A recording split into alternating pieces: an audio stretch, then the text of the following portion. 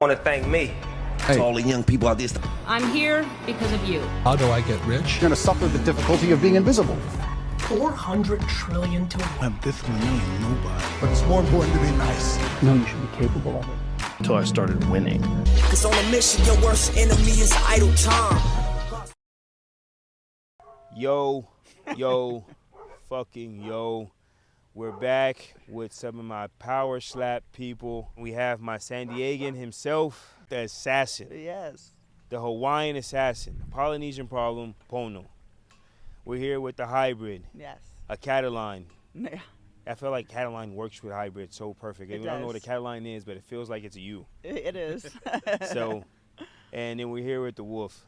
So we're going to get into it all. And my first question, I'm going to skip the guest of honor, and I'm going to go right into the young lady who just had her long-awaited rematch. Yeah.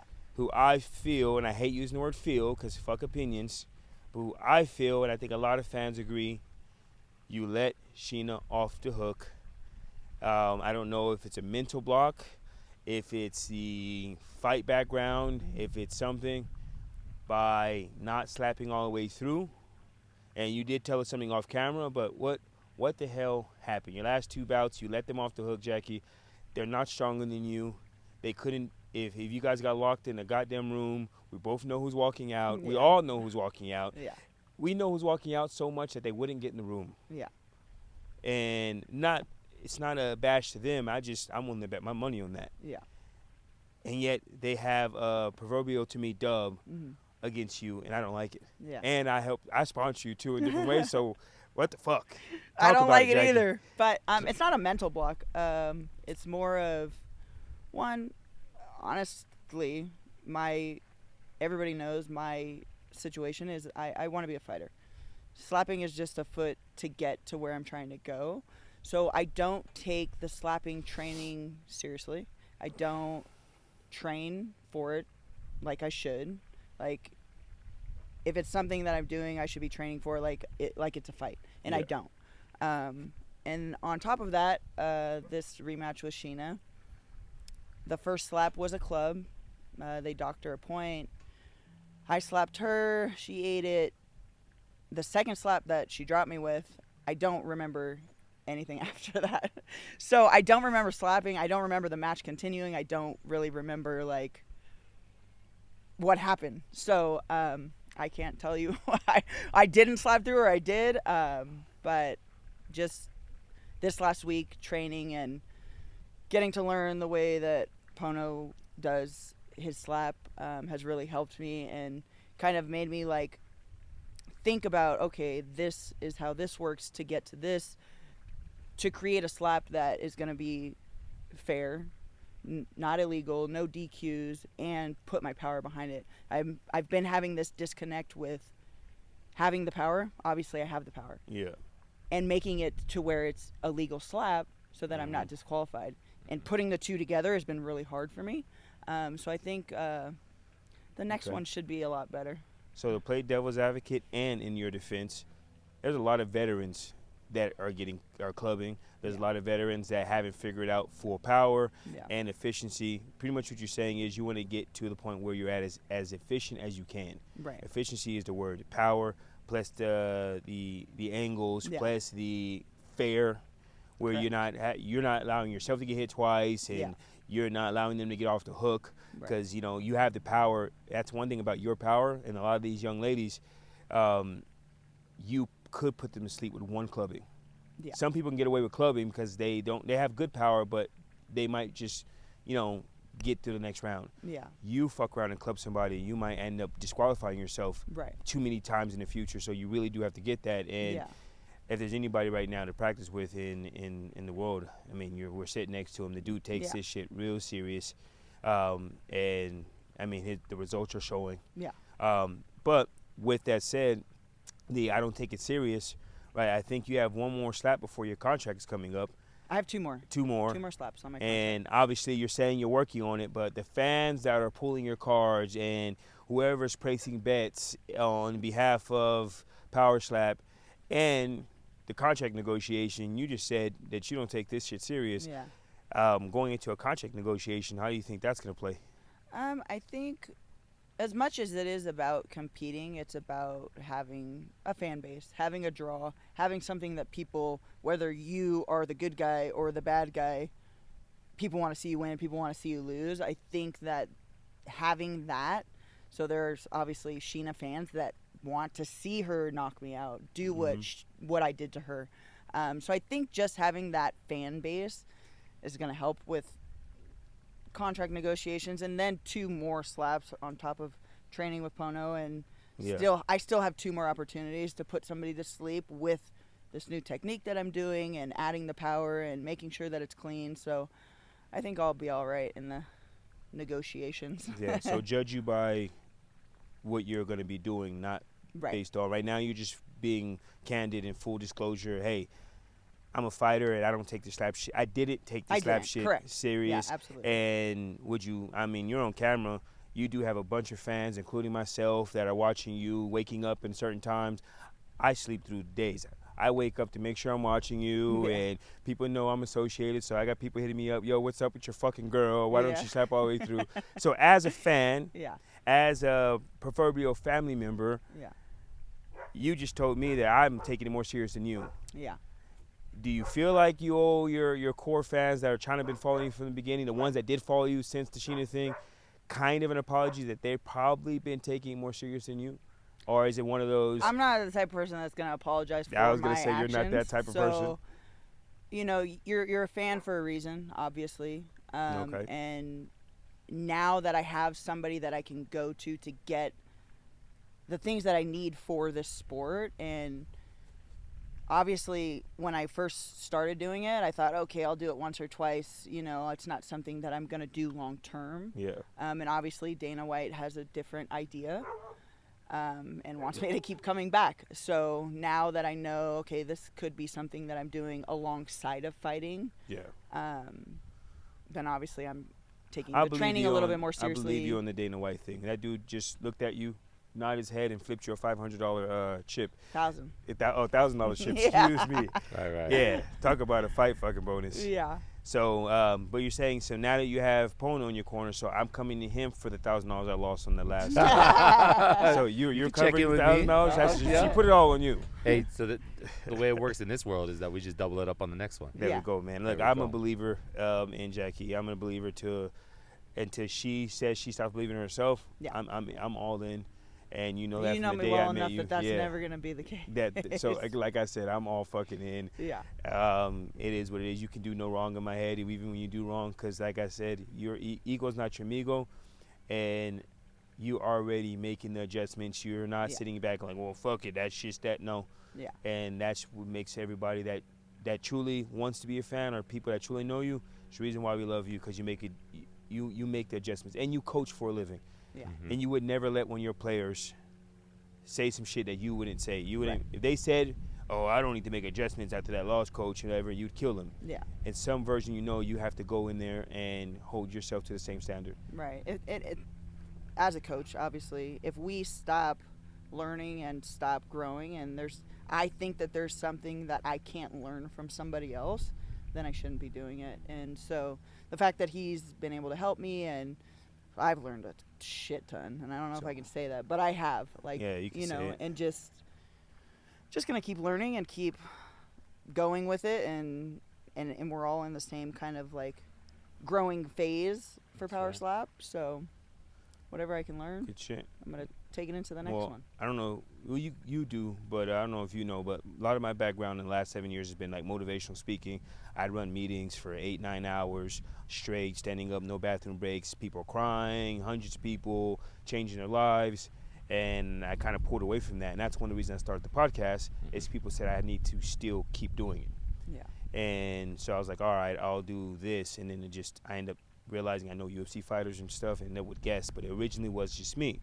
So I'm gonna give you, advice. You can take it how you want to take it, but I put people in 3 categories when it comes to learning things. Mm-hmm.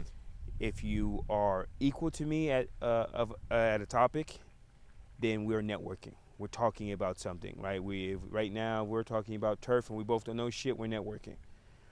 If you're better than me, I'm quiet and I'm learning. If I'm better than you, I don't, not in a bad way, I don't want to hear shit you got to say. I'm teaching. So either I'm teaching, we're networking, or I'm learning. Those are the three classifications. And a person with an ego have a hard time. I've had people who, like, because their stature here, think that they don't have to listen. And it's like, I'm better than a lot of things, but if it was about braiding hair right now, I'd shut the fuck up and listen. Mm-hmm. Right? I'm smarter than, in different ways, than the mother of my child, but if there's anything to do with Spanish, that's time for me to stop talking and listen, because she speaks Spanish and I don't. I'm learning Spanish. Yeah. Right? We're talking about Polynesian culture. Right? If there's anything I know for a fact, Mm-hmm. we could talk about it. Correct. But most of it, I'm gonna shut the fuck up. There's teaching and all, and if it's about public speaking, I teach you guys, and then I would tell you guys. And if you try to give me your opinion, it doesn't mean if you're wrong or right. I still would better myself, so I wouldn't really want to hear it. I hear everything because I'm not, I'm willing to always listen. Yeah. But in that position, I'm the teacher. So for you to, without even hearing this, you understood, and there's certain levels. If it was about wrestling, I'm pretty sure it'd be him being quiet and you teaching him wrestling. This is not. This is about slapping with efficiency and power and speed and making sure you get out of there with dubs. Right. And you happen to be a driving distance of a person who seems like he's I think in Southern California, nobody's taking it more serious than him. Right. And that includes the former champ and the champ and the number one. They're all within 60 miles, and I love them all. Yeah. But nobody takes it as serious as the Polynesian problem. Right. I'm gonna keep throwing that out. I love it. You're switching that's it gonna up. be my thing, because it's also my initials, right? PP. Yeah, that's Polynesian You're problem. welcome. So I'm gonna act like I didn't say it. It's your thing. Okay. But Polynesian problem. But so we can jump to you, Pono. We can go into your life and all that. Before we do all that, just to segue off what she was saying, how does it feel as a person that's been trying to take it serious, been trying to teach, to get the DM or the phone call of, hey, can you teach me? I mean, right? And how does that feel, like to know that your work is paying off and people do see you? We see you. So on my end, it's rewarding for me, just because the fact that I'm out there trying to perfect my craft, and just have a better understanding of what you need to do or how you need to be when you go out there and you challenge somebody. Every single game has a different call, and you got to go out there and you got to work within what the rule set is, how everything operates on the stage. There's a bunch of little small intricate things that happen out there, and being able to dial in and have yourself solid set and always ready, always prepared, ready to go for these things. I mean, it makes you get to the point where you take that extra little step and level up above all the people that are kind of just doing their thing. Yeah. And, the sport is so new that everybody's kind of just doing their thing, and it's like, okay, well, how do I take this and really run with it, really drive it? Well, I just got to take it really serious. I got to be almost at this point obsessed. Yeah. I'm obsessed with the sport. I'm obsessed with the growth. And then I get calls like from Jackie, right? Hey, we see what you did out there, and I really want to train with you just to kind of get that understanding of what you're doing. How are you putting things together? 100%. Progressive steps. What are they? What are you doing out there that's making you so successful at what you're doing? When you get those phone calls, then you kind of give yourself the little, Yep. The shirt pop, a little bit of the collar. I'm not crazy, babe. You tell yourself, babe, I'm not crazy. They see it too. Like, because it's like going to the gym. After you go to the gym 3, 4, 5 weeks, you look in the mirror and you tell yourself, like, I feel like I see, but you don't know until one day you're just walking somewhere and they're like, hey, you look like your arms are more cut. And you're like, I fucking knew it. Like, right. I'm not fucking crazy. Mm-hmm. And for you to put all this work and, posting it, and you assume, you see his stories, you see who's watching, but you don't know if they're watching for half the people are watching for the wrong reason. Correct. But you don't know who sees it. Right. And then you look up and you're like you get these DMs and you help a lot more people than Jackie, and you're like, I knew I wasn't fucking crazy. I knew I was doing it for the right reason. Gary Vaynerchuk, I don't know if you guys know who that is. Mm-hmm. He Vayner Sports and all that. He did the wine library, and one thing he says about social media, he did that shit for years before he got any real views, and then he got a lot. And a lot of times, same thing with the Paul brothers, and you do all this stuff and nobody's looking, and then all of a sudden you're fucking filthy rich. And you're doing it like, hey, either one person watches, no person watch. It's not the point. I'm gonna do it, and for whoever is watching, here's what I got for you. Mm-hmm. Yeah. And I watch your shit when I'm sitting here thinking, should I join? I watch your shit. I've been contemplating like signing up and watching your shit online. And then watching you in person made me contemplate not signing up. Only because of the weight class. That's all it is. Yeah, right? man. I'm going to have to go down a weight class. class. The heavyweight shit is I wasn't worried about any heavyweight, to be honest, until I saw the way you hit. Like, I've never seen anybody that violent. Yeah. Mm-hmm. I've seen people get knocked out. You know, there's 1,000 highlights. Manuel's knocked people out. Isaiah's knocked people out. It almost looks like it was just like friendship knockout compared to the way you like hurt that boy. Mm-hmm. Like for people that weren't there or didn't really, I don't know if TV showed it. It took him like 3 or 4 minutes just to get up from the ground. Yeah. And that wasn't all the way up. He still had to be set down in a chair, and it still took. Pono had the longest celebration out of everybody that night. I did. Because It it did. took them so long To get him for my recovered. To man. wake It's him like up. almost 10 minutes for him to stand up. Mm-hmm. And Pono was able to like go in the crowd, come back, go in the crowd, come Yeah. back, That's true. talk to people, change his clothes, make a peanut butter and jelly sandwich, and my man was still Do the getting up. prayer and everything. And it's not to like slight or shame my guy that True. got knocked out. Everybody gets got. Right. Yeah. It's just his got was bad. Yeah. Correct. Yep. And we're talking about it off camera. Like if you keep hitting people like that and you keep one-shotting people, they're gonna either like make you go up in weight or they're gonna make a new rule. I don't know what they could make, Mm-hmm. but like you specifically you're like a problem in the making, and I think they all see it. I think we all see it. Mm-hmm. And should I apologize for not having you on sooner? Now I feel like it's one of those Mike Jones. Back then they didn't want me. Now I'm hot. Yeah. Now they all we love talked me. about doing the podcast like 3 months ago. Yeah. And I didn't have you on. Then all of a sudden you get a knockout, and I have you on. But it's letting you know you're the first person I had on since Cheeto Vera 3 months ago. Mm-hmm. I just kind of took a hiatus, so I didn't snuff you until you got a dub. I just, man, if you take this shit serious, it's a lot of work. Yeah. And after that, I took a hiatus, got my own family shit going on. Some of you guys know, and I didn't do any podcasts. And the first one I did was Henry Cejudo 2 weeks ago. Right. Yeah. And that was on a whim. That was like, got a phone call from the kid I know and was like, hey, if you come to Arizona tomorrow, you can do an interview. Yeah. So I got in my car and went to Arizona and didn't plan to do an interview whatsoever. But the kid did all of it. But yeah, man, I wasn't snuffing you, just to let you know. I'm not going to try to like some side bitch. Nah, I've always wanted you on. But I did want us to do like because at that time you were going to have the Crazy Hawaiians possibly. Yeah. I wanted to get like all of us, like Everybody, 8, 9, 10 all the people. Polynesians, Yeah. all of them. And just everybody. Just we have, I think there's 8 or 9 power slide people within a 40-mile radius right now, or 60-mile radius. Mm-hmm. And was it the petty corner or the pretty corner? Yeah. She has Petty corner. everybody on. Yeah. But the one thing I have advantage is I have all you guys in person. Yeah. Correct. Yeah, we do all And ours with We Zoom can do with her. 8-person at a poker table thing. Do you play poker, by the way? I don't play poker. So we need you to download it. Babe, need you to download the poker app. My wife is the poker player. When I say babe, it's his babe. My babe is there, but his babe, I need you to download the app because I talked to Jacob, who's the Iridium manager. We're going to have a couple of the UFC guys. Either we're going to do it at the Lake Elsinore Casino or the Hustler. Okay. We're going to have a poker podcast where you don't have to be good at poker. Just But kind of like playing you and see a bullshitting. celebrity poker. You sit Yeah. there, I you want to have talk. at least 2 or Yeah. 3, power slide people, a couple of regular poker players, some entrepreneurs, some power slide people. 7 to 8 of us. We sit down. We do what we're doing here, but around the poker table once a month will be enough to get everybody together. Yep. And you got to be a best player. Nobody's playing serious. We're Yeah. going to be playing for push-ups and money or whatever bullshit. But we can sit around a poker table and we jump into that new audience of poker. And obviously the power slide people, there's so many of you guys. And Jackie's, you don't have no choice. Yeah, Yeah. Jackie's coming. Jackie's have- coming. We're you gonna, have no we're- say. I get volunteered Yeah. for everything. We'll get Nico in for sure Yeah, at that Nico's time. in, It's yeah. poker. Nico will be there. He's Yeah. in. And but so I definitely need you to do that. But that's something I'm looking forward to. And we have 8 of you guys. And there's power slap poker chips. I didn't know that existed until the other day. Yep. So That was the invitation Oh, yeah, for the this invitation. one. Yeah. yeah. That's right. So little things. We'll do winning things. But 8 of you guys, that's a whole poker table. Yeah. Get you guys all around the table.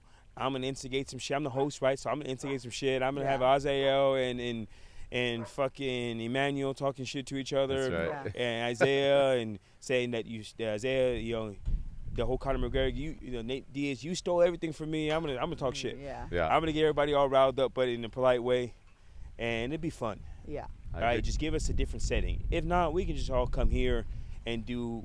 You see, we have enough space. Yeah. But that I do want to get you all in, but still welcome you for coming. But to get a little bit more personal, you've done like a few podcasts in the last week, so a lot of people are hearing your story. But for the people who hear your story from this podcast, tell us, you know, in a nutshell, Pono, right? Who, you know, the Polynesian side of you, your wife, the daughter that found you through Power Slap. That's the story of a fucking lifetime, man. Mm-hmm. Like, that made me a fan of you, just a story, right? My son is my everything. My kids are my everything. And for something like this to be, something on a whim like this to be something that can start a connection is that, how is it, you know, is your daughter back in your life to a certain extent? Mm-hmm. How is it on your current mother of your child to have the old, you know, kid? Is that a dynamic change? Like, everything that, the hard shit to talk about, the good shit, and anything you don't want to talk about. I got you. Say something else. So let's talk about it, man. I'm originally from Hawaii, born and raised on really? Oahu. Really? Assassin? I would have never fucking guessed. Right, and majority of my life living back in Hawaii was more of that islander life. You know, really living off the land, the beaches. School wasn't really a big thing for me. You know, I would go and I would be that kid that knows all about the homework and I'm good at math, I'm good at this. So it was like when it came time to actually turn in the homework in, it was more like I don't really have to do all that stuff. But Yeah. I was smart enough and, you know, been taught by my mom them enough to where, you know, I had a good understanding of English, math, all the other things, right? So my school upbringing, and I tell everybody, is that my mom, you know, she really spoiled us when we were kids, you know, and probably spoiled me more than spoiled the rest. But my brother and my sisters, you know, they come from that humble beginning style where they lived their life the way that they were living it, and my mom was, you know, guiding them and showing them all those things along the way. And my, you know, backstory is that I'm originally adopted, so my real mom and dad are from Big Island, and my mom and dad that I call mom and dad now is my aunt and my uncle. Yeah. And that's the thing back home in Hawaii, is that, you know, we get hanai'd or gifted into another family when one family either can't take care of it or take care of you or take care of the person, or more of like something was happening down the lines where my mom couldn't have any kids. So she had a hysterectomy, and at that point, you know, they deemed her as not having any more children. And I, you know, luckily I became the gift in her life. And my mom and her sister, you know, they got together and they talked about it and made that transition, kind of gave me up and said, hey, you know what, here, you know, just, you can't have any more kids, here's a son, you know, you can have him. I have a situation like that in my family. My sister had a kid that she wasn't just gonna be able to take care of, but she was keeping it, but she knew from the beginning that she was gonna keep it. And my cousin, who I don't, you know, for whatever reason wasn't having kids or not, so my niece, who now is my little cousin, you know, she took her over, and so our family got blessed with still being able to keep the kid, and we all love her, and she's aware that, you know, her cousins are her brother and sister. I mean, they look just alike. Yeah. We told her when she was like 8. I think she figured it out. Okay. Smart kid. Right. Yeah. But it was one of those, you know, gifted. So obviously this is very Hawaiian racist. So you're like a Lilo. Like a big ass bearded Lilo. Yeah. You know, got your family, you know, your ohana. That's all we know as Americans, you know, from not the island. We know ohana. That's the only word we fucking know. Right. And what other word?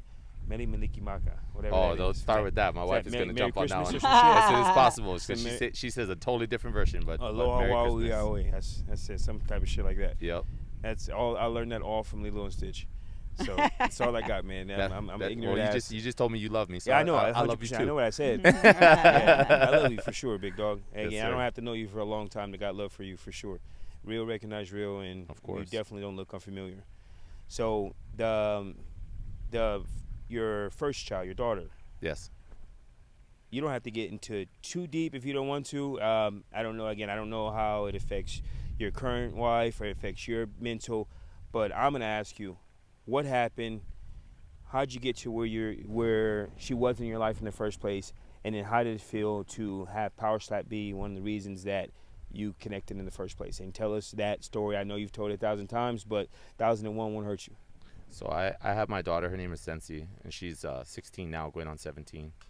But when I was living in Hawaii, and I was about 16, 17, I was already in that kind of transitional state of like almost rebellious in a way, just kind of thinking about like the things that have happened to me before. And just like how you mentioned earlier that, you know, you find out that you're adopted or you come from a different family at an early age. Same thing with me. I found out at 8 or 9 years old from my own sisters, you know, that's basically saying, hey, you know, that's not your real mom and dad. It's like, this is your real mom and dad, and I'm your real sister. So, I mean, it changed everything for me when I found that out at like an early age, 9, 10 years old. And from there, I kind of had that part where it's like, okay, well, I don't really call these people my family. You know, this is not my family. This is my family. And it took all the way up to when I was 15, 16 years old when I was able to open the doors and be able to experience and go and try actually live with my real family for about 2 or 3 months. And that was a huge thing for me, right? Just kind of an eye-opener of what was going on at that times, right? It's like they're going through some struggles, they're going through things in their life, and it started to open my mind of understanding, hey, you know, it's not so much of like you were given away, you know, or just kind of like forgotten about, but more of it was still love there. Still love between my mom and her sister, and they were just really trying to fill in the gaps along the way. But you needed that explanation to kind of weather the storm. For sure. Or just to make sense of it in my own mind too, you know. It's like, so even with hearing that, I still wanted to reach out, wanted to go and see them. So 16 years old, 17 years old, and I'm a hustler. So I just, at that moment, I'm trying to find things to save up money to kind of do these things. And I make my way out there. And my mom, it kind of broke her heart because she was like, well, he's going to go back to his real family. And it's like, he's going to start thinking differently. And, well, what about this and what about that? And just all these what ifs start playing into it. And, you know, she really had to hold down on her heart and say, hey, you know what, go ahead. Go ahead and go out there and experience that and learn what's going on over there. And then from there, you know, you always have a home here. You can always come back. She chose you. She did. Because she could have chose herself and her feelings and how she was going to feel about it. But she chose you and understood the future and how you act in 10, 5, 15 years from now was going to be based on those moments there. That's where people's villain arc is normally created. Yep. You know, where you become the hero or villain is normally those times where you would have to push back too far, too much, or fight. It could have been a whole different dynamic. And again, you turned out to be, you know, who you are. I know you have your own personal issues. So I can imagine what could have been if your mom didn't have the wherewithal to understand, like, this is something he needs. It was inevitable, and instead of like hiding it, you know, let me help him. Correct. So shout out to mom for sure. She was the one for choosing you, right? Every mom has the things that they do wrong or right. That one she did right, 100%.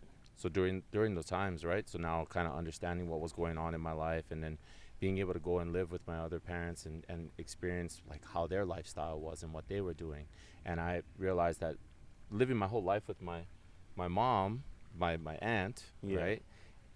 She kind of customized the life around what it was. So you start feeling differently when it's like, okay, you don't get the same, even though that's my blood mom and dad. And the love is there. The love is there. I know the love is there. I can feel it. It doesn't even have to be said. It's in my heart. I can feel that they love me. But it's like they didn't. I wasn't there for all my life. So it's like they have to try to recreate these experiences. It's manufacturing a lot of. They're trying to pull these pieces of love out and figure out where the puzzle fits. Where it fits. And it's good that you know the pieces are out there. So at least they exist, right? It's first part of the problem, figuring out the problem. Well, first part of the love is knowing that there is love. But when the puzzle doesn't fit exactly right, you also can tell that too. And I'm not going to get into it myself and make it about me, but I've last year kind of dealt with that for the first time in my life. Realized that my dad wasn't my dad. This whole fucking time, and everybody knew since 1998. Him, my mom, and nobody told me, and they weren't going to tell me. They told me I just happened to find out on a whim. And so I kind of like, if you see me kind of while you're talking, kind of like staring into that space. Yeah. I'm thinking about myself. I didn't realize technically I was adopted. Mm-hmm. Like, I never used the word, but yeah, his name's on the birth certificate, and yeah, he took me in technically, and I wasn't his son. He knew it. So I'm like, fuck, was I adopted? When you said that, I'm like, damn, I've been adopted. Did you realize that? I'm talking to my mother, my child, Cameron. Yeah. So I don't know why it just hit right now. Yeah. Like, fuck, I was adopted too. Mm-hmm. And it's like, shit, yeah. I remember, because I found that at 33 years old. Yeah. And I'm thinking to myself, to be honest, I'm happy I found it at 33 because it had been tough. I don't know what I would be if I found it as a kid. Mm-hmm. It could have changed everything. Right. So listen to you say, like, it kind of put you in an almost rebellious, but not, like, it puts you in a weird mind space. Mm-hmm. I'm a very tough mental person, and you seem like you are too. And that shit looks like it affect anybody. Yeah. Mm-hmm. So, and I mean, but it, all that shit makes you who you are. That's Yeah. it. It shapes me. Yeah. Yeah. But so you had your daughter when you went to the Big Island? So Or- now this is around 17, 18 years old. I go and experience my real mom and dad. Then Yeah. we stay there for about 2 to 3 months, and I already made that call back and say, hey, you know what, Mom? Like, not to say so much that you were right, but I need to come back home. Mm-hmm. And I knew where my love was, where my heart was, and it's like, I just need to be back in your presence and really understand what's going on. And she's like, yeah, you know what, just make your way back, and nothing else being said. It's like, it's always open doors here. So get back home, and I start living my life, just going back into my normal regular routine, and Started fucking. just messing around. The rebellious me was just like, okay, well, just let's start doing this stuff. So dabbling into the criminal pathways and drugs and everything else, and that becomes the runaway, right? I'm running away from whatever I was feeling from before. So I use these things to kind of get to that position of where I feel safe, or I feel some kind of comfort, or I'm just shutting it out completely, and I'm not even thinking about, well, I just had this experience where I went and saw my mom them, and even though they're my blood, it didn't feel that way. Yeah. Mm-hmm. So now I start chasing other things, and now I'm 19, 20 years old, and I meet, get into my first relationship, and we're young, so we end up just kind of like winging it right off the back and saying, yeah, you know what, well, let's get into it where we have this child, and she had left for a little while, went to Vegas, came back, and when she came back, it was more of like, okay, open arms, let's try to figure out what was going on. And at that moment, she gets pregnant, and we decide to say, hey, you know what, I don't want to do this stuff where it's like we're not keeping the child, we're not doing any other. Let's just make this happen. Yeah. And we had my daughter, and then from there, not being able to mature in the time, right? So now I have this relationship, now I have my daughter, and she's young, she's 2 years old, 1 year old, 2 years old, 3 years old. During that moment, I start to continue to keep on doing the same thing that I was already doing. Yeah. Saying, hey, you know what? Well, don't take the relationship seriously. Don't take this seriously. Go back to your hustle. Go back to doing what you were doing, because it made more sense then. You were making money. You were doing all these things. And then I take my whole mind off of my family, and I start to get that, not to say it in any other way, but that piece of shit. I'm a piece of shit at that moment, where it's just like I'm not caring about what it is and my daughter and everything else that's going on in my life, and I just want to be who the fuck I want to be, and I just want to go out there and do whatever I want to do, because I'm still that young guy, that young gun that can continue to make things happen. Mm-hmm. And that moment right there, once we get into that relationship part where we start to like really understand each other and whatever it may be, I've had a lot of experience before in the past of like my mom and my dad, them getting into domestic violence things, and just it's a normal, natural thing for islanders. Like you look through all the families, and it's like, well, your uncle just fights with your aunt all the time. Yeah. Like they always do this. This is normal, right? And we're all sitting around and just like kids watching these So things. it makes it normal. So then now it becomes a normal thing in my mind that's the way that I deal with everything. It's just anger and aggression, and just what, F this, F that, fuck you, and just really just the person you guys see now is a reshaped, reformed, just strong soldier. The person that you saw that I was before was a weakling, somebody that just didn't really trying to figure out life and grasping on things. But you're young at the time and you're trying to learn things. But at that moment, easy way out. I chose the easier way out instead of just really putting that hard work into what it was. And at that point, now that becomes where it's like a custody battle with me and my daughter, and I haven't seen my daughter since she was 3 years old. Like the last conversation I had with her was when she was 10, and it was a phone call, and I got to talk to her for maybe an hour, hour and a half, and then after that, the next phone call that I talked to her, it's more of, okay, well, yeah, Dad, I can hear it in her voice. She starts talking to me like I'm her best friend or somebody that's like acquainted to her. So it's like, oh yeah, well, I'm gonna come and hang out with you, and I'm gonna come and do this with you, and oh, it's gonna be such a great time. And I'm thinking in my head, it's cold. It's a very PC It's conversation. cold, which and is not the conversation you convince yourself you would ever have with your daughter, your first child. Yeah.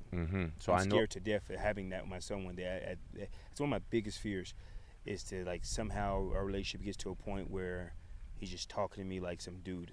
Yeah. Correct. And like I've stayed up late at night like thinking about that shit. So if it bothered me, the thought of it, I can imagine you actually having to hear it. Man, that's a tough one. Well, I understand it a little bit differently. You know, it's I know at those moments and times that because of the separation, because of everything that was happening, that her family were trying to really just kind of like give her that shelter of whatever was going on. So those moments when she's having that like I'm a friend conversation is her trying to hide that fact of like, hey, you know what? I'm in the car with my grandpa and grandma, and I'm not supposed to be talking to you, Dad, but you're not my dad, you're my best friend, you know? So it's like, it's okay. And after that, that's tough. Complete disconnect, Mike. Like, don't get a call. Phones get taken away, iPads get taken away. Any way or source of just being able to talk to her, see her, was just gone and out the door. And I get it. You know, I understand it more now than I did before. Is that being that piece of shit, that's what you get rewarded with. You know, you get rewarded with the things that you put out in life. So those and your things. 10-year-old at that time having to deal with all of that game playing and all that is not fair to her either. Correct. That's a tough situation to put in. Just because she seemed like she was mature and smart enough to do it doesn't mean that she should have to put in that situation. Correct. And whatever they put in her head about you, whether it was right or wrong, right, it just stems from you. And so you got to eat that shit. Oh, yeah, and that's it. And you did, and that's tough. But the fact that you're man enough to be like, that's me, it hurts all the same. But I put her in that awkward situation by being out of her life, and I'm out of her life by the decisions you made personal. And now I always tell people when I did the motivation speaking, so now what are you gonna do? So what's next? Right.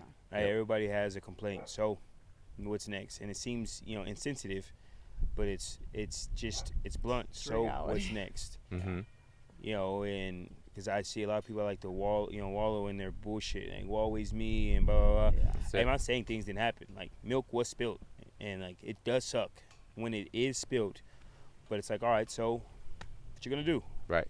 Yeah. You fucking keep making cereal, or what are you gonna do? It doesn't end here, right? Yeah. Life still goes on and still continues, and you just got to keep on rolling with the punches and start to figure out what the right path and which way you need to go with it, right? It's like it's coming at you. That's why I figure that like life is always coming at you. So fast forward to you're in Power Slap now, and what's the story that obviously when you get on camera, that's the story they tell on Rumble and all this thing. That's the go-to Pono story right now. Right. Is your softer side is Power Slap. She found you. Michael Bisping's British voice giving the whole thing. Right. It's it sounds all fucking like there's supposed to be the Avengers music in the background. How did Power Slap, your daughter, come together all in one? Power Slap in the platform. That's the biggest one, is that Power Slap has this platform where it reaches out to all over the world, right? It's something, and it's stemming off of the UFC, and it just has all this massive growth. And at the time coming into it, so originally I got introduced to Power Slap through and you've had them on your podcast, is Azio Rodriguez and his nephew Esteban. And they were here with you. Yeah. And I met Esteban in 2015, 2016, and we've been rocking ever since. Esteban's a good kid, man. And then we got introduced to Azio being on season 1. Yeah. And then let's think about it. Let's try to make these moves. And me and Esteban put in our applications to try to see if we can get on the show and how it works, or how it all is broken down. And at that moment, we didn't take it as serious as possible, but we just still had the application in. And it wasn't until Azael made it to his very first live event, and he said, hey, my uncle invited me there. I'm going to be up in the background holding up a flag. Can you do me a big favor? While I'm on there, can you take a picture of me? I said, yeah, my man. You're my boy since 2000. I got you. I'll take a picture of you. Don't worry about it. So I go out there and I take the picture, and I'm realizing, like, man, this thing is a huge platform. Yeah, for sure. Now you got people in the background, even though at that moment they didn't have a lot of people in the back, where it's like the Apex and smaller little venues. So I was like, okay, well, man, that's huge. If I could see my friend on TV, bam, it clicked. That's my way in. And wow, okay, I don't have my relationship with my daughter, and I can't, no contact, no calls, no texts, no email, no nothing, right? I can't reach her. How do I do this? What's the next step for me to really just shoot up and be able to grab for those Luckily stars? for us, we're in the social media and the That's communication era. Mm-hmm. So you found something that put steroids on top of that communication. Mm-hmm. Something, within making the connection with my daughter again, but then also still satisfying the beast within. You know, it's like, okay, well, let me see what this is all about, right? Slap It's the like, shit out of people. I'm gonna end up slapping somebody at this I moment in slapped time. somebody before. Right, it's happened before, so it's like, okay, what's the big difference? Oh, okay, well, he has to hit me back. So just making sense of what the sport is really like at that moment in time. And in that same transition, now we got, Esteban, Azael, then my brother, he does pro MMA. Yeah. So now he goes out there and he's fought in Bellator, he's fought in LFA, and this is my real blood brother. This is from the blood family, not from my adopted side. And we haven't had that connection. Is that the kid that's staying in Dubai doing security? It's the chief. Chief. Yep, the chief. I've heard that was your brother, but I was gonna ask you, like, is that your actual brother, or is this one of those everybody in Polynesian culture is related? That's my cousin. No. This black is people, we got a bunch of cousins and all kinds of shit. Okay, my mama's best friend. That means we cousins. Is everybody the kids? And that's how it works. So same thing. That's how it works in Hawaii too, right? Is that anybody at that one point in time is your aunt, your uncle, your cousin. So that's how it was. So I get in trouble with those real quick. This small story is every time if it's a cousin, it's a female. Mother of my child's like, cousin, huh? All these fucking cousins. Because in her head, sure, cousins. Oh, that's your little sister, huh? She's like your little sister. She's not going for anything opposite sex at all. And I'm like, Jesus Christ. Like, it's my cousin. Like, I grew up with him.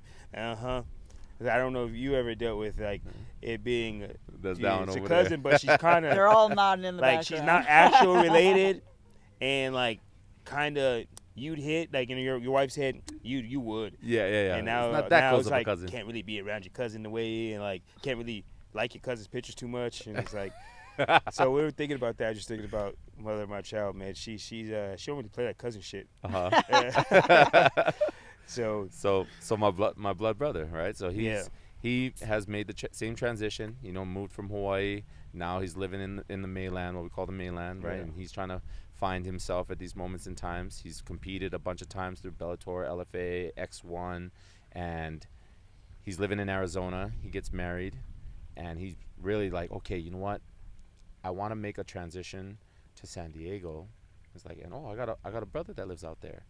He's like, and him knowing that San Diego is the mecca of MMA. Like, there's just so many different schools out there. Jiu-jitsu, whether it's jiu-jitsu, whether it's MMA, whatever it is, you can find it in San Diego if you're looking in combat sports. Riverside too. Between Inland Empire and San Diego, it's a lot of shit going on out here. Yep. So that already kind of opens up that doorway, right? Okay, he's coming over. We've got my friend trying to work on the back end and get the application. Okay, we got that in.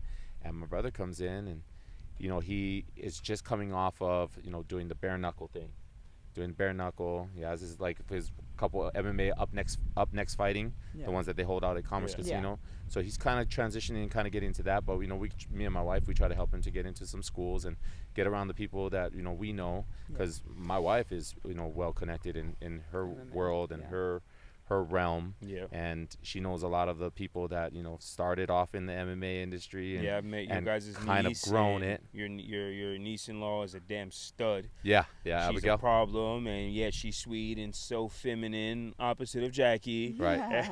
But I can be feminine if I want to be. Yeah. She's like, my man knows. That's all you need to know. But she's great, and that's what I met you guys. And that whole circle is full of the nicest people that'll fuck you up. Yeah. And in a nutshell, that's how it works. So that's a good community to have between you and your brother coming out here. I think I can see where the story goes. Well, and especially where my wife comes from. You know, it's just. I mean, you're talking about 20 plus years, not to give away age or anything else, right? But so sorry. I love you. It's a podcast, right? But just saying, she's been in the game for 20 plus years. Yeah. So she knows all the right people. You know, it started off with Total Combat and being one of the most, like, first shows that San Diego had and a feeder show for the UFC. So at that point, you got all the right connections and all the right things. So my brother sees it as like, okay, well, this is a golden opportunity to come out there, be able to train with the right people, and get on that same line. So we experienced a couple fights, and at that moment, and you know, I'm working at the gyms at that time. So at this moment, I'm running the Anytime Fitness in Chula Vista, and you know, I see it, and I was like, okay, you know what? Jump over, come with me. You know, it's like let's start working this and try to start to figure out what's the next step. What should we be doing? Right. And he goes, okay, well. No, I already signed with Bare Knuckle, so I'm just going to try to take that fight. And I go ahead and I go back in, and I start to reapply for Power Slap, right? And I said this on another interview that I did, is that at that moment, I thought it was the best opportunity for him, too, as well, just because it takes it out of the fact that you have to be jiu-jitsu and you have to do Muay Thai and you have to practice all these arts. Let's go one-dimensional with it. Just keeps it simple. And just keep it simple. It's the in and out of sports. It's just simple menu. Yeah. That's right. Coin flip. Don't flinch.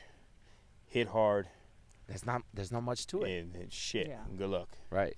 And that's how we thought Cross about it. your fingers. Yeah. That's right. Cross your fingers. Brace down. Right. Bite down. Hope to remember shit after the second round. Right. That's it. So now he comes into, you know, the whole entire part of where we're going to try to get into Power Slap. And he's thinking, oh, okay, you know what? This is probably not I just want to just stick to the bare knuckle thing. I can't get out of the contract. I just got to stick to bare knuckle. So I go ahead and kind of jokingly put my application in, but I put his application in as well. Yeah. And then he gets the call back. Ah, shit. And that was it. That was the like, okay, well, this is real. I mean, they called you, so now what do? Ball's in your court. But I'm the one answering the email. Mm-hmm. So I'm like, oh my gosh, this is going to be a great opportunity. Thank you so much for. It's like, oh yeah, well, we see you have some kind of background experience in MMA. Yeah. And instead of it being where, you know, we put you on a show, just like how you've seen the season 2, you know, so all the seasons, let's just give you an opportunity. And they give him the opportunity to be able to compete on Power Slap 7. And that opens the doors. Yeah. And my brother has this thing about, you know, master manifestation, right? Yeah, he so is. and you know, behind manifestation comes hard work and discipline and all the other things, right? So at this moment he goes, hey, you know what? You're gonna be my coach, my manager. He starts saying these things, right? And I'm like, oh wow, okay, I'm gonna be his coach, I'm gonna be his manager. So that means I gotta go with you, right? He's like, yeah, you gotta come with me. And this guy, without even having a guarantee of what could happen, he just says, well, buy your ticket and let's fly out and let's go there. And that's where now they get to see the product. Yeah. And they realize, okay, well, he was already good. You know, we're setting up for Power Slap 7. And then, well, who's this guy sitting down on this chair over here, you know, and just kind of chilling out? And the strikers, they start noticing me. So the first person that noticed me was AJ Hintz. And he sees me and he's like, hey, man, you do Power Slap? Or you security? And I was like, I'm not security or Power Slap. He's like, that's my brother right there, the chief. Yeah. Oh, it's like, I was going to say, and I still got to remember to this day, I was going to say, it's like, man, whoever you're whacking, I feel bad for. Yeah. I feel sorry for that guy. And I was like, okay, well, now you start to get recognition of like, well, now you got slappers and strikers that they're recognizing you, and you're not even a person yet. Yep. You're not even in it yet. Yeah. And then as soon as I get to meet Erica, that's where it really opens that door. It says, hey, you know what? It's like, oh, you're his brother? Yeah. He's like, yeah. It's like, he was talking about you. Yeah, I know. Through email, right? And he was like, yeah, that was me. Yeah. He's just like, he was talking about you. And it's like, yeah, well, I'm here. It's like, I'm supposed to be coaching him. It's like, oh, coaching? Oh, no, we already have coaches. And I'm like, oh, you already have coaches? Oh, okay. Just sitting there and thinking in my head, wow, I got set up for this one. Yeah. You know? And it's like, hey, you know what? What do you think about power slap? And that's the first question she asked for me. What do you think about it? And it's like, man, I would do it if it came down to it. I would do this. Yeah. And that moment right there was that pivotal point. Thank you, sir. That moment right there was that pivotal point. Was this okay? Yeah, we would love to see what you got. What kind of force you got out there, or just in general. Let's talk about this. But I'm gonna send you something on Monday. It's like, so just look out for your email. Yeah. And everything should be good after that. So I was like, okay. And not even thinking about it. Then my brother goes out there, Power Slap 7. Yeah. And he goes against Joseph Landman, and he just dominates Joseph Landman, takes him out with that one shot. And that's that same shot that you see that delivered to Cooper Housley, with a little bit of different tweaks. Yeah. But that original shot was that lean on one, and that was the original stuff that me and my brother wanted to really lock in. Yeah. Was, hey, you know what? Let's do that lean on one thing. So I was like, yeah, we've been training like that, so we might as well do that exactly what we've been training for. So question, Mr. Polynesian Problem. Yes, sir. You did that for your brother. What about your black cousin? Yeah, right. That's how. Hey, yeah, man. You got to. We talk about cousins, man. I'm cousin. That's right. It's time for you to start sending emails, just in As long case as I it's wanna, the same gender. Yes, sir. yeah, as long as it's the same gender. So I don't know what you identify as, but yeah, man. Start sending in emails for 205. 205. Yeah, I got you. I wouldn't want to do that to you. You're just on your way up. I don't want to. Right. At this stage, though, we're past the email. We have the phone number now. Oh yeah, this is true. So yeah, man, start sending text messages. Say you got this guy at 205. He's your cousin. You go with him and this virtual island, and I don't know. And yeah, man, just in case I decide to do it, I'll save you the strife of having to lose to me at 250. I wouldn't want to do that to you in front of your wife, big dog. I like your son and stuff, so I'll just do 205 for you, and we can get it done. But not to cut all that. But what do you guys think about that? So Jack, you've known me now. It seems like almost a year. Yeah. What do you think about Power Slap and the Wolf? I mean, Aziel keeps telling me I should do it. I think you should do it. For me, it was I'm a very wing it person. When they hit me, because they reached out to me. Yeah. I didn't know anything about power slapping. Never had watched it, never seen it. They reached out to me on Instagram. I was like, oh, what is this? I looked it up. And so when I went and sat down with them, my thought process was it was back and forth. Fuck that. I'm not letting somebody just slap the shit out of me. And then the other half of me was like, fuck it, just do it. See what happens. And I obviously went with the fuck it route and started it. What's the worst that's going to happen? Normally how I operate. You're going to get, so why not do it? Just do it. So, all right. I think if I get down to 225 where I can walk around 225, then I think that's where I'll really know if I should take it serious. Yeah. Because I'm willing to do it at heavyweight all the same. Yeah. Once I start getting hit again and my face and my body actually get used to it, figure out how much more strength I need in my legs and get my neck right and all that. It's definitely definitely comes from the legs, the hips, the people. If you've know anything about combat, your legs are more than necessary. I know a lot of people. See, I don't know. You're kind of old school. You're old school, but we used to call it lighting ass. Oh, that guy, he has hands, but he's lighting ass. He has no legs and no power. You're gonna get knocked the fuck out. You might be able to knock somebody out if you hit him first, but if we go into an exchange, I know for a fact if I connect, your legs are gonna go. Just your brain will be there, but your legs are gonna go. Right. So I've always known, between football and all that, squats and all, and I think being a safety and playing football and hitting hard, same thing. You hit people. The people who normally have stronger necks or best leg workouts and all that can kind of weather some of the storm. Yeah. So that's also another thing about you fucking Polynesians, man. You Islanders, you guys are like a fucking cheat code. Yeah. It's not fair. They're built different. Yeah. You guys are built like tree trunks. And you just wake up running 4.6s and fucking strong for no reason and what the fuck? Yeah. So Like, what's going on with that? Was it because, like, way back in the day, you guys ate horses, and so you are what you eat type shit? So, I don't know. Like, it's just, y'all just wake up and just ready to play all sports at all times? It's genetics, man. It's Fuck. the genetics. The genetics kick in, and that's it's huge. It's huge. Yeah, I could have put it on the water, or, the coconuts, or taro, or all the other things out there. But you guys make black guys look normal. Because a lot of people are like, black guys, man, they're good at everything, and we are. Right? Motherfuckers are lucky we don't play soccer and hockey like the way we wanted to, because we would take the fuck over. Yeah. And then there's you guys. Right. You guys are just big, strong, fast, and then polite. Like, what the fuck? And nice, yeah. Yeah. What kind of shit is that? Nice. Yeah. Like, I've only met one asshole that's Polynesian. He was just an asshole for no fucking reason. Most of them are the nicest people in the world until you piss one off. Mm-hmm. You guys are cultured, right? Family oriented. I love my black people, but we're crabs in a barrel. Can't wait to knock another nigga down and make sure we're the one that looks great, and we hope the homie doesn't get a car because I got a car and all that dumb shit. Yeah. Polynesians, we're gangsters. We talk shit to everybody. Polynesians don't talk shit to grandma. Mom, like, I've seen, San Diego, you got the ocean sides, you got the southeast, all the Damus and all the Crips. You could be as gangster as you are. If grandma pulls out the slipper, right, it's you shut the fuck up. Yeah, you don't say nothing. They'll send you back to the island if you, like, yeah. if you're doing, like, you can. I say going back, but you can not have never been, and they'll send you at like 13 years old if you're fucking up, out of country. Yeah. Just because they won't let you go too far down the rabbit hole. Most of the time, they try their hardest to get you out, and that culture is just beautiful. I took mother of my child to one of my Samoan buddies' house. We're just going, hang out for a second, and just the way they do the dinner and all that. You would think it's like some big event, and it's like, no, this is how we do it. They're gonna do it like that tomorrow, and they're gonna do it like that. And Yeah. she's just like, this just feels so peaceful, and it feels like she's never felt so in touch with God. Just being in the household. Yeah. And she didn't understand, because she's sheltered. She did at 18 years old. She didn't even know like you guys existed.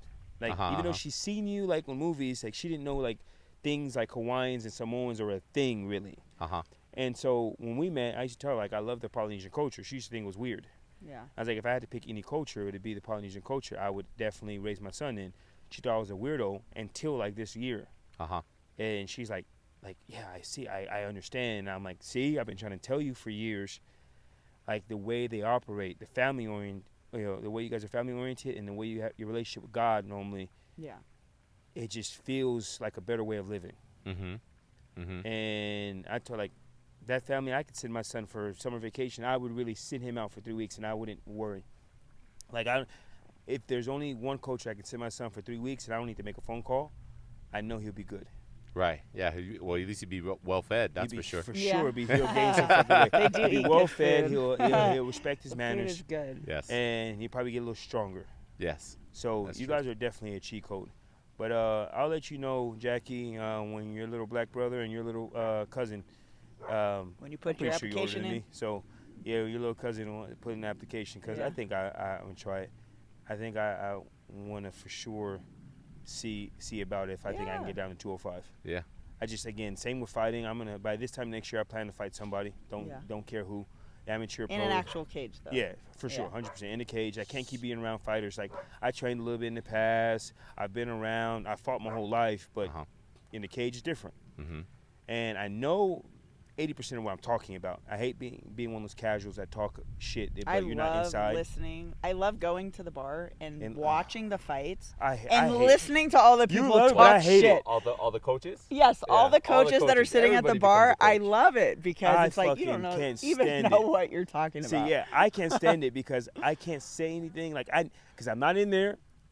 I don't want to say anything, but I also know what the fuck I'm talking about. Yeah. Like, I'm doing the interview with Korean Zombie, and he stops. He's like, "Are you a fighter?" Yeah, because you know. And he's like, "You know what the fuck?" He's like, "You know it." I'm like, "Nah." I was like, "I can fight." Like, Uriah Faber, first met him, kind of like when they asked you, like, do you do power slap? Yeah. First thing Uriah Faber asked me is, "Hey, man, you a fighter?" Yeah. I said, my answer is better than yours. I didn't say, no, I'm with him. I said, I can fight, just not most of you motherfuckers. Yeah. Right. He's like, yeah, you're a big motherfucker, you can fight. I was like, don't get me wrong. Anybody in this bitch that's not trained is going to have a problem. Yeah. I was like, but I give respect to trained fighters. I was like, Yeah. so my short answer is, no, I'm not a fighter in you guys' regards, but I can fight. You know, I just, as a man, I'm never going to tell anybody, no, I'm not a fighter. There's something about saying no. Obviously, power slap is different. Yeah. Yeah. But it's the same thing. I know what I'm talking about to, like, a heavy extent. Yeah. I'm not a casual, but I'm a casual. Because until I'm in there, there's still always a difference, and I always respect training. And to myself as a man, I have to get in there because I can't keep talking about shit on the outside. Yeah. I feel like a bitch. Mm-hmm. Right? And did you feel any way, you didn't even know Power Slap existed, but for you, your brother is doing all this, and you're help training him, but yet you've never been in there. Yeah. Did you feel any type of, like, fraudish, like, to be able to probably talk about it and yet not actually go get slapped? And then how did it feel when it turns out you were fucking right and you actually got it and you're like, oh, I knew what I was talking about? So we were training already with, like, I come back from, like, kickboxing. I did kickboxing for 2 years, and then after that it was Muay Thai.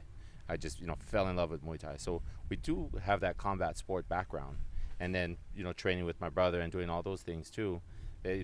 You kind of see it a lot more just because he was getting into all these bigger named events like Bellator and X1, and you're like, he's fighting on the same card as Elimale McFarlane, and it's like, oh wow, okay, he's making a giant step for himself. These are notable companies. Yeah. Yeah. Very, very notable. So that right there, I was like, okay, well, you kind of understand that, but now Power Slap, it's a different beast, because now you don't have to, and not to put it down in any way, shape, or form, but like you said earlier, right? You didn't take it as serious. Yeah. A lot of people don't, because it's like, it's not a sport that you can say, hey, I should be going out there and running sprints. Right. I should be doing all the weight What training. do I you should be do? practicing neck bracing and all this other things. You don't think about it like that. Yeah. You think about it like, I do. I went out to the right. Yeah. So I went out to the bar, and I saw these guys whacking each other in the face. Yeah. And I think the next time we go to that bar, we're just gonna find out when the next event is or something that's happening. But it was always in a bar, and it's always the backyard style of the sport, and that right there brings, obviously that it looks like that. It's gonna bring that type of person. Right. Those are the type of people that are going to jump into this. Some Right. people that have the addictions, have the problems, And are homeless. And those are some of going those through these loudmouth things. guys that kind of got schlepped and are like weeded out. And the ones that kind of took it the most serious are the ones that are still around.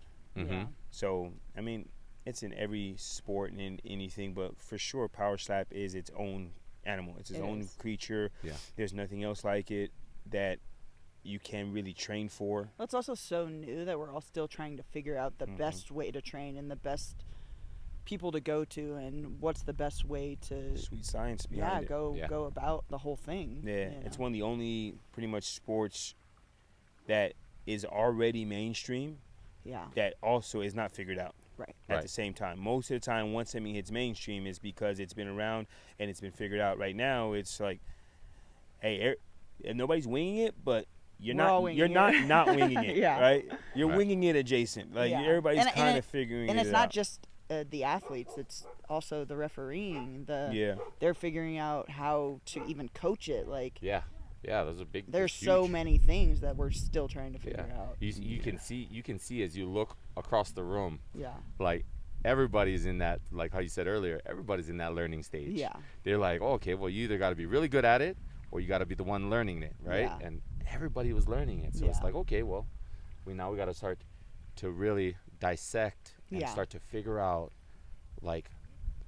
So my big thing is that I come from the gambling world, right? So I started off with playing blackjack religiously, and then after that, I got introduced to a game called Baccarat. You're a fucking degen. That's what you are. You're a degenerate. And Baccarat opened up my eyes to a bunch of things, and not just like the money and how it moves and whatever it is, but it helped me relate to the patterns that was already happening in my head.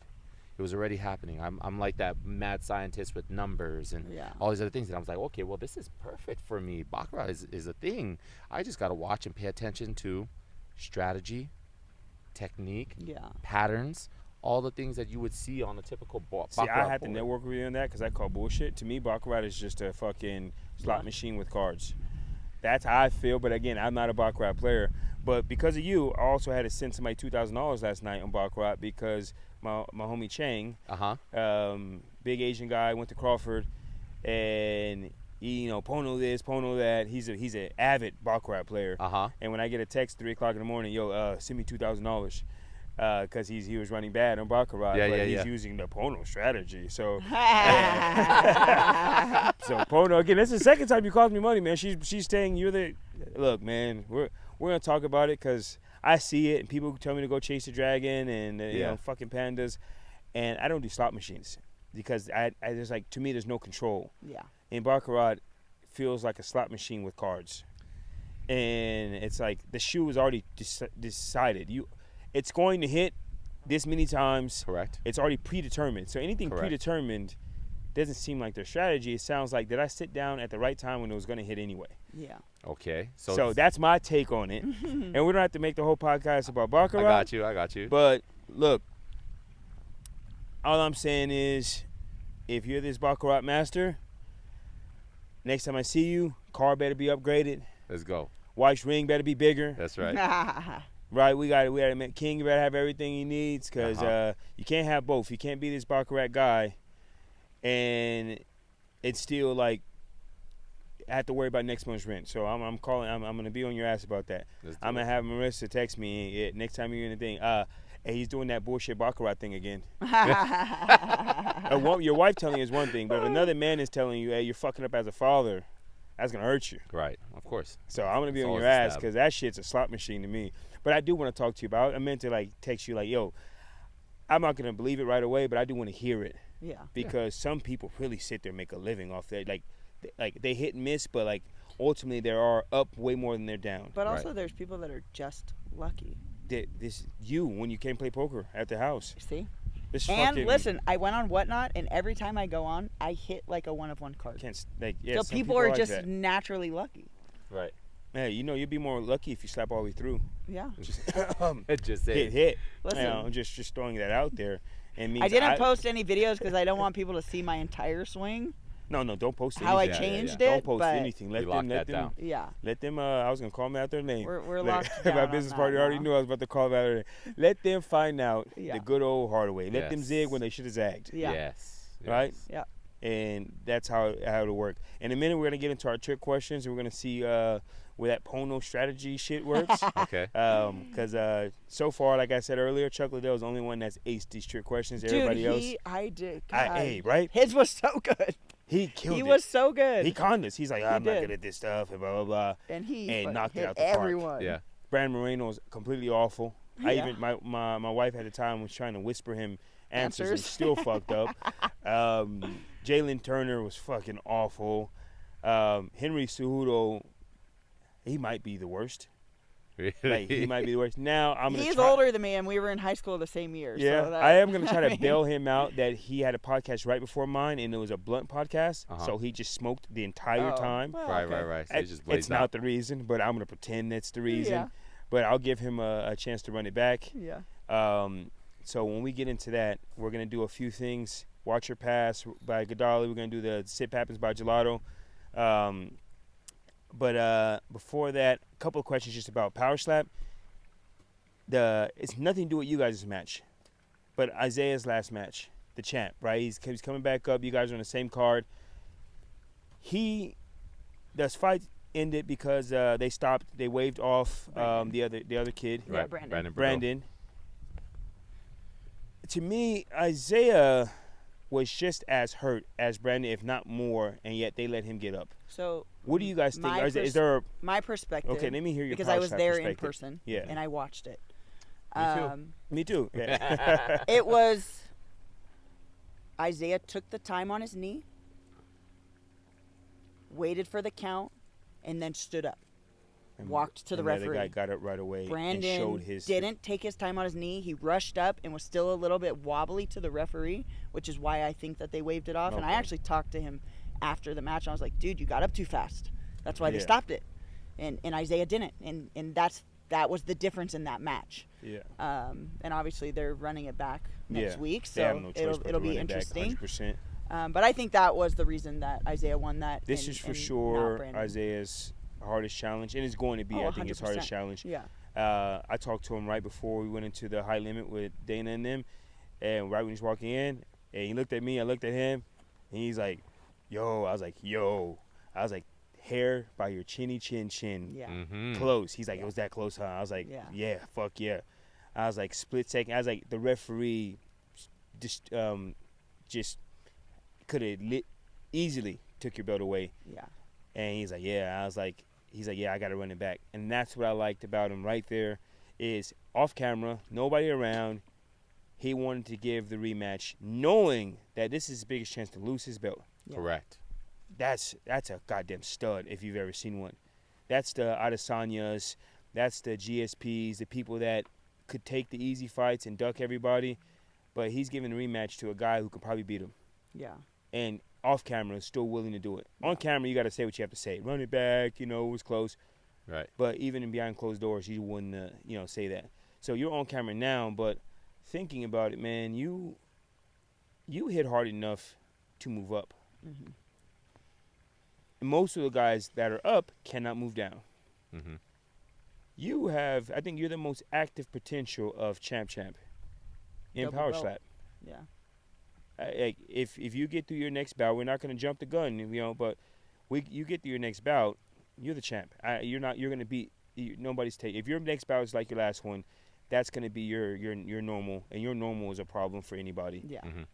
And your normal is a problem for the heavier guys too. An extra 20-something pounds, 30 pounds is not going to. It's going to make you slap harder. Yep. Because you still have your technique, you still all that. You're not going to get slow and gumpy with it. Yeah. You have the potential. If your chin can take the heavier hits, you have the potential to champ, and within this time next year. Mm-hmm. How do you feel about that? Have you put thought into that? I have. Yes, I have, and it was more of figuring out which way to go, whether it's up or down. And with the super heavyweight, I just want to, being at 250, 260 right now in the heavyweight division, I feel like going up to super heavy, I would have to gain all that weight, obviously, to get to that position.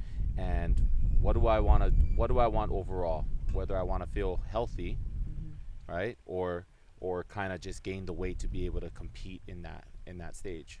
And you can gain it healthy and be strong, really strong, especially with the, obviously the discipline, mindset, and everything else, right? You can get really strong at that. But I think it'll slow you down. It would slow me down, and it would make everything heavier. Yeah. And even at that point, then I'd have to go back into the lab and really just kind of really break down and adjust the movements, the routines, the training, and really dial it right back in if I was going up to super heavyweight. Yeah. So at that moment, I wouldn't think about going up. It would always be to go down. Because if we can lose weight, it's cool.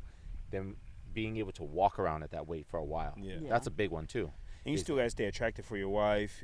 Got to. You gain too much weight, and then right. She starts looking at the other power slap guys like, babe, why aren't you somebody's got a nicer smile. Yeah, they got all their hair. Yeah. The little things that matter, man. So that would be the thought process is obtaining a heavyweight title. The big thing about me is that it's all good and gravy about getting it and obtaining the title. Yeah. But I also want to show that I can hold it. Yeah. So as much as it is easy to get it, I got to be able to go out there and defend it at least once, twice, or 3 times, just depending. Especially when it's the caliber of soldier. It's different. When you have a different opponent that's coming up there, let's talk about Cooper. Cooper wasn't physically and mentally ready for what was about to come. Right. And I knew that. So my job is to break all that stuff down. Yeah. Is to be able to create these moments and times along the whole performance, along that whole fight week, to be able to make sure that he understands it's like, hey, I'm not a threat at this moment. I'm just, I'm humble and I love you, and that's my true self. I love you guys, and it's like all love to you. But when that switch comes on and I walk out and I remember that same thing, like I tell my wife, it's like 2 o'clock, 3 o'clock in the morning, running the rehearsal, doing the routine. Yeah. And I mean, this is real life dedication. Like I am not sleeping. I'm up in the middle of the night figuring out new ways to attack this, different things, even down to where I saw you and I shook your hand. I have that all played in my head.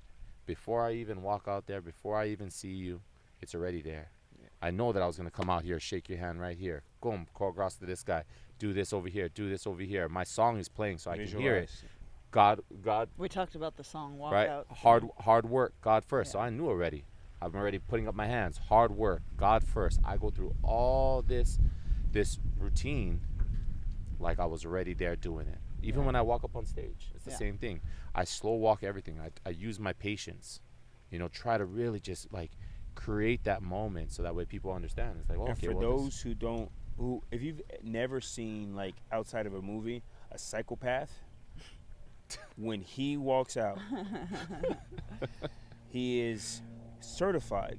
Like a psychologist would come out and at that moment would classify you as a psychopath. yeah.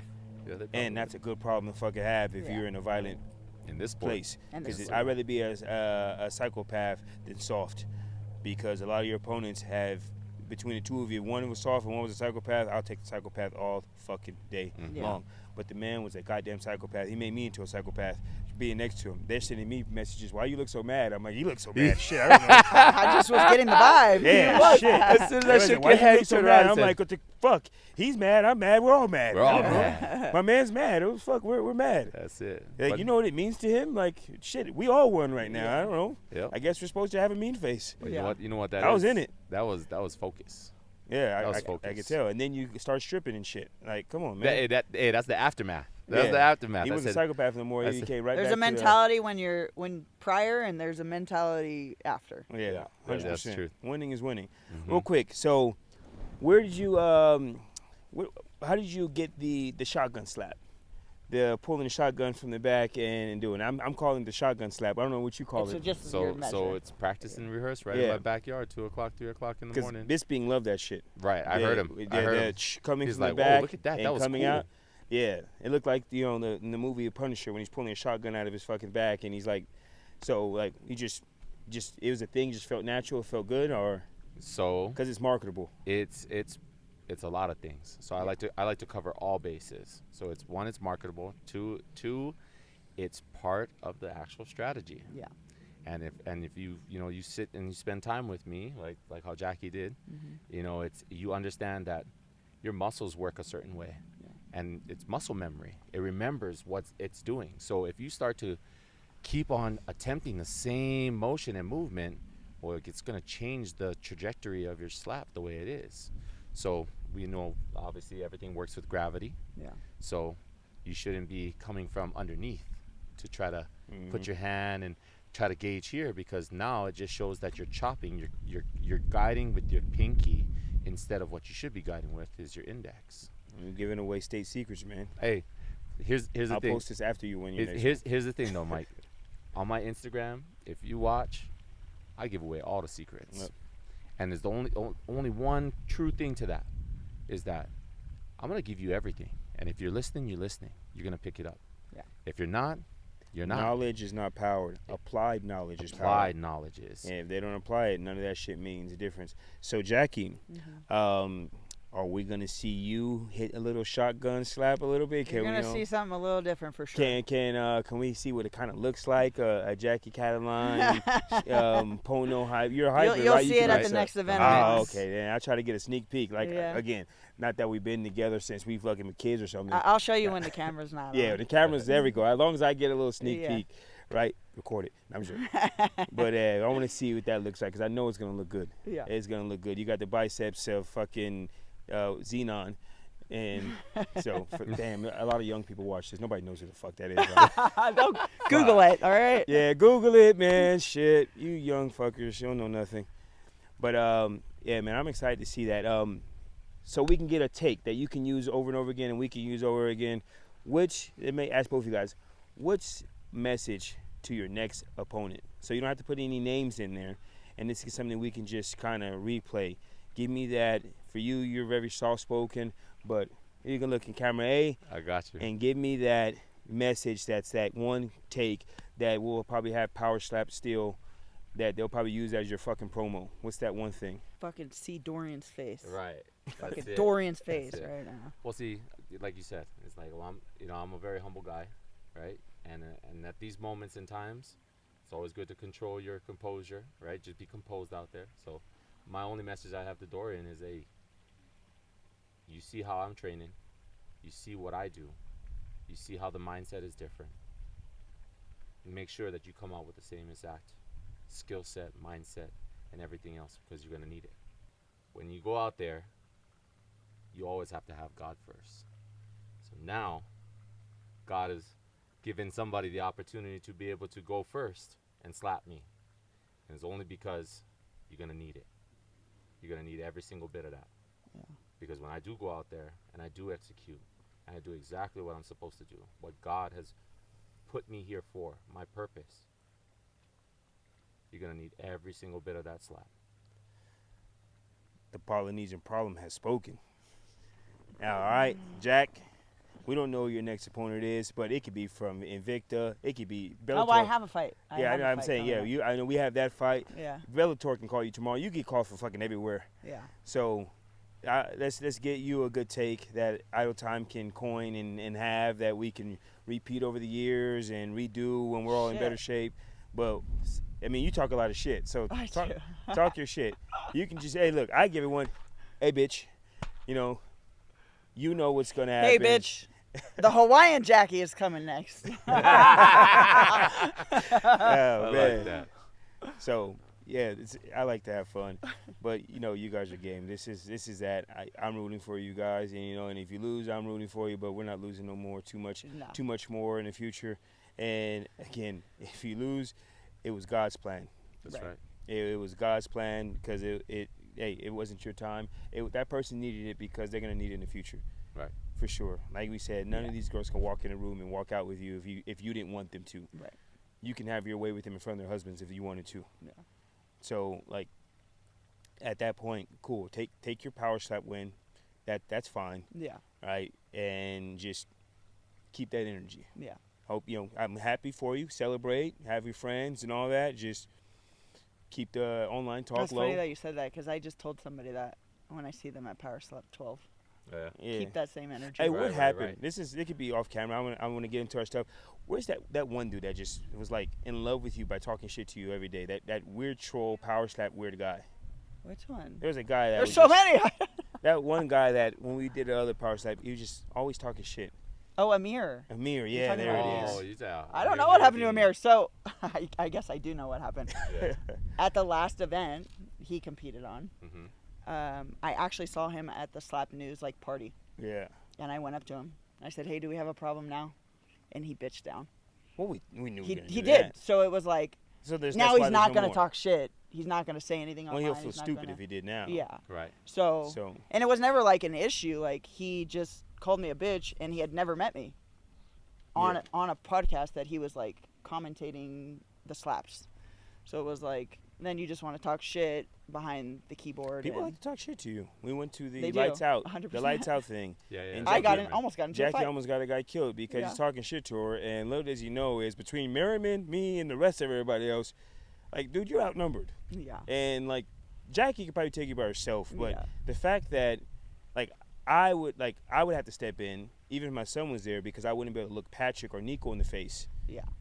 If the dude was to step to you and I didn't do anything. Yeah. And so it's one of those come on, bro, because I ended up almost having to beat him up 10 minutes later. I saw that. I was trying to stop him from arguing because he started disrespecting a Polynesian mother. Oh yeah. And so the security from Lights Out, he said, "Fuck the job." Yeah. That little polo, he about to take off that little fuck the lights out. Right. He started talking to his mama because she thought she was just security. The problem is she's all their actual blood mother and some of their aunties, and they pretty much were taking the badge off. And I was like, no, you're not gonna lose your job over this bitch ass nigga. Yeah, he was just so trying to fight I'm trying to Lord, hey bro, let's go, whatever. And then he started flexing on me, and I'm like, just because I'm not them, you don't want this problem. Yeah. Like, you don't. Oh, I've been on this and this in prison. That don't scare me. Right. Yeah. He's probably getting fucked in there, you bitch. Yeah. I'm thinking to myself, and the whole Jackie thing just happened. Like, yeah. don't do this, because I'm, when you're at a fight too, I'm already riled Yeah, up the whole and thing shit. happened with me. That's They part took of him it, out, right? and then Everybody's he was already outside. on I'm edge. riled up. The Russians are talking shit to my dude and his family on Instagram, right? But we're on the other side of the room, and Yeah. they're like berating us, and then he comes to our side, the blue side, and he's like training right next to us, but on the opposite side, but nobody's saying anything. We're already pissed off. Yeah. And this random dude, I'm like, oh, this is not the time. Yeah. At that time at all. It was like one of those, I kind of hoped that he like did something weird. So it would have gave me a full excuse to fire on that dude without me feeling like a bad person. Yeah. But he was one of those talk. I know he was. He's like, I was wishing that he fucking did something. you would have got him hurt though. I Because too know. many other people would have like protected you, even though you didn't need it. We would have protected you off of principle. Yeah. And he would have like people would have like tag teamed to whoop his ass for you. Yeah. So, but I want to get into the trick questions before we run out of damn memory on these cameras. Yeah. Let me pull these up before my phone says it's too hot. Jackie's heard some, so she's gonna sit here and just I'ma pretend she listen. knows it and make you look dumb, because she knows them all. As long as it's not trivia questions. All right, it's trick questions, brain teasers. Trick questions. Yeah. So Like, you got to think about it. this is Sip Happens by Gelato.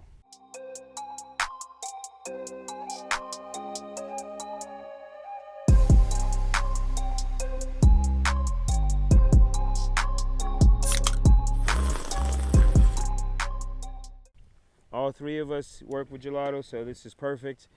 Yes. If you get it wrong, you take a sip, you say Gelato, look in the camera, and there you go. You get it right. Congratulations, you're smart.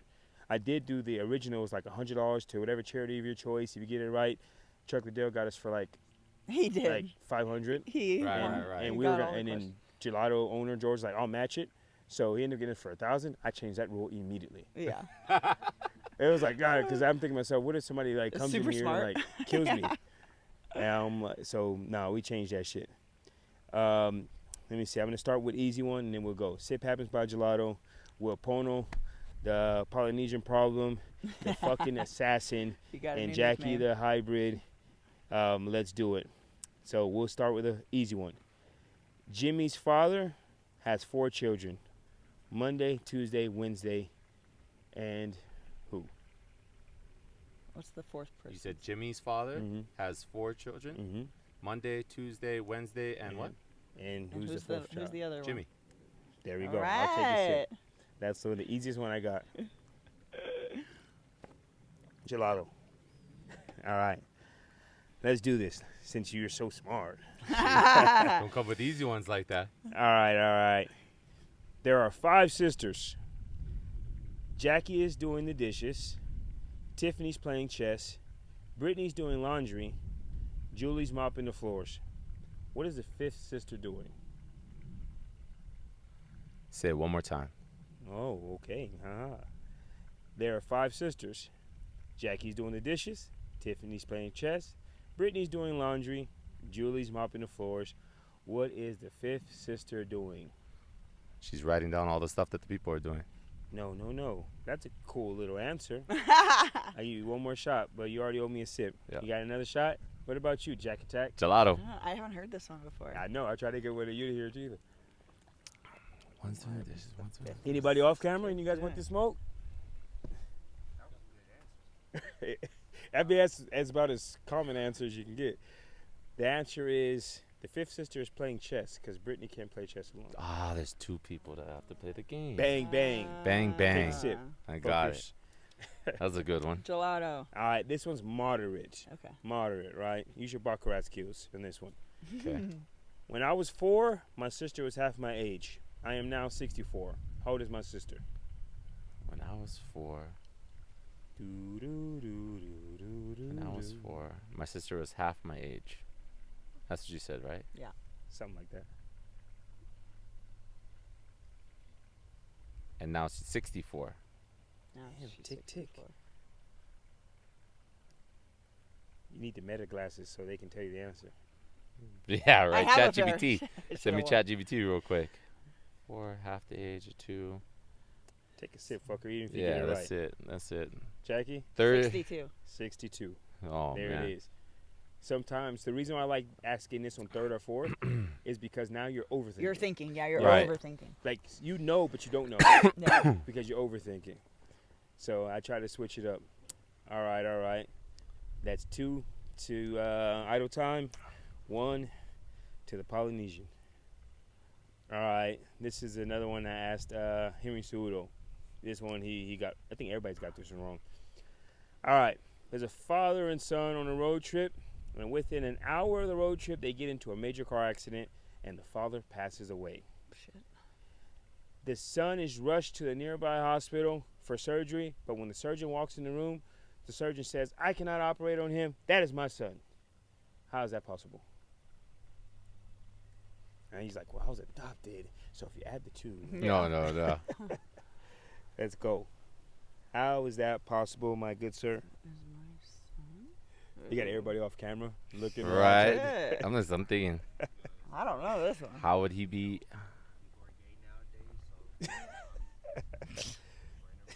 I'm just gonna take a sip because I don't know. Yeah, you're right. This right here is what I say. It shows everybody's sexism. It's his mother. The surgeon. We hear surgeon. And we assume you man. think the We male. assume man. Yeah. You sexist fuckers. Yeah. Jackie, you should be ashamed. Oh shit. Oh I my guess God. I am sorry. I got my business partner off camera saying, "Well, I guess he could be gay." The fact that he went LGBTQ before he went mother. I went like it's a stepfather. Look. Everybody went every route in the world As except a man. mother. Because the male, because the male has. Shout out to all the women surgeons out there. We don't forget you. Women surgeons' lives matter. We got true. you. But for this fact, they got it wrong. Sexist assholes. 3-1. All right. This is one of my favorite ones. This is easy. This is an easy one. I'm going to give you an easy one just so I can sip something. I'm thirsty. I have cities but no houses. I have mountains but no trees. I have waters but no fish. What am I? I have cities, but This no. face. That face is going to be on the Instagram for sure. Yeah, it will. That confusion face. I have cities, but no mountains. You gotta say it again. I have cities but no houses. No I have houses. mountains but no trees. I have water but no fish. What am I? So you have cities, you have mountains, and you have water. A state. I don't know. Gelato. Gelato. Surrendered. Gelato. It's like we gotta turn this into a Gelato. power slap challenge How did already John at this Jones point. say it? Gelato. A map. A map? A map. Map. A Because it map. has cities. M-A-P. Because it Doesn't has have everything. trees Yeah. It has everything. That was actually an easier one. Dude, lost. It's like, I'll stick to the power slap strategies. Yeah. Some of these I forgot my own damn answer, so I wrote down a good question, forgot the answer. Let's see. Oh, yeah, that's an easy one. Somebody's whispering off camera. This one is a play on words, so listen to the words. I'm giving all the answers. Why does the Statue of Liberty stand in New York? Why does the Statue of Liberty stand in New York? There's a word in there. That's the key word.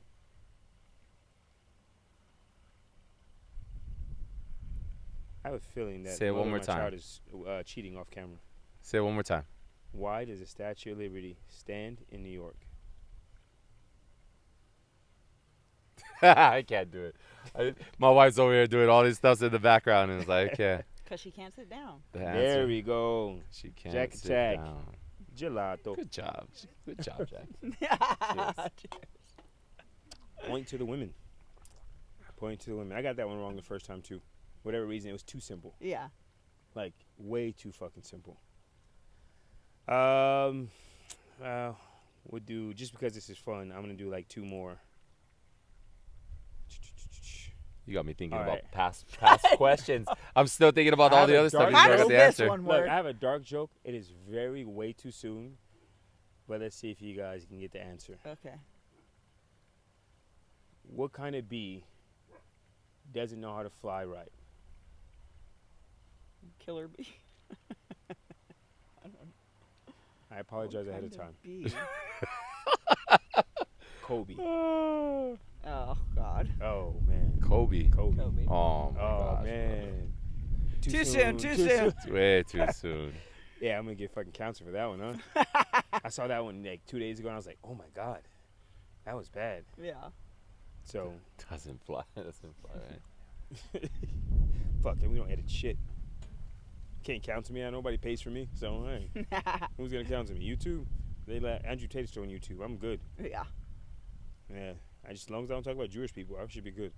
I gotta start hanging out with Chuck Bryce, Liddell a lot more. This Bryce guy. is still He got not him all right. canceled. I mean, it missed one, Like, right? All the mine He got was- every single one right, like, except he one, I killed think. me. I feel So like there's one I asked Chuck, and he's the only one that's ever got this right since I was in 6th grade. I've been doing trick questions. I was in 6th grade. Nobody's ever got this right. He got it right on the spot.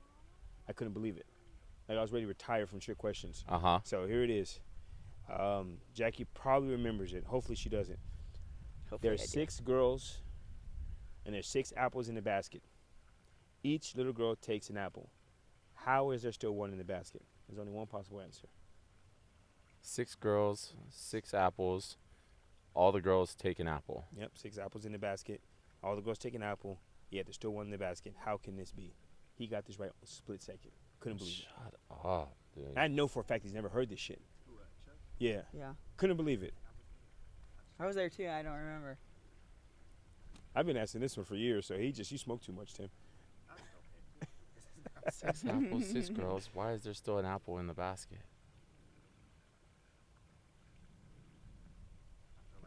Got me. Dude, I'm just thinking way too much about all this stuff. Yeah, I don't know that one. I don't know. Gelato. Gelato. Yeah. One of the girls took the basket. That's the answer. That's how it's still apple in the basket. One girl took the basket. With the the fact apple. that Chuck said that, immediately threw me the fuck off.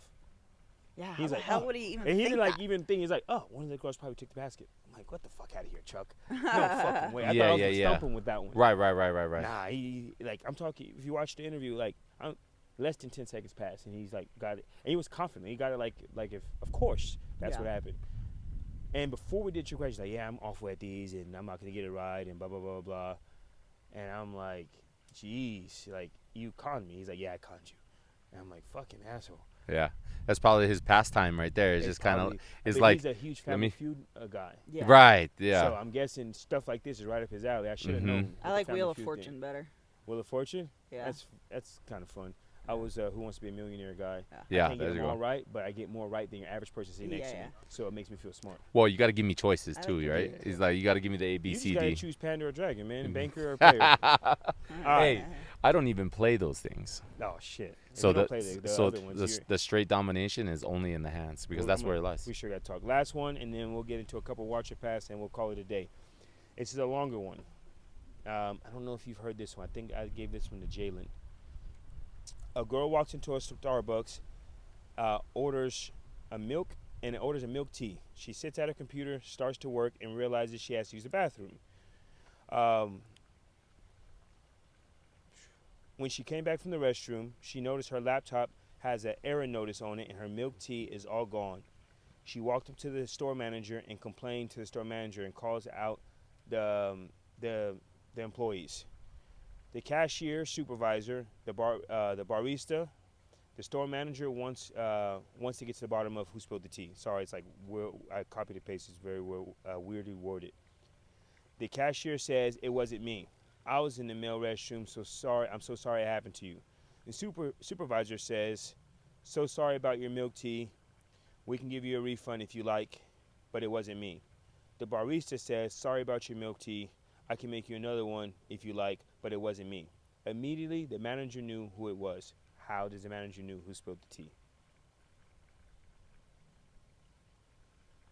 Now I can kind of say it in a different way now that I remember it. Girl has a milk tea. She's sitting at her computer. She's working. She goes to the bathroom. She comes back.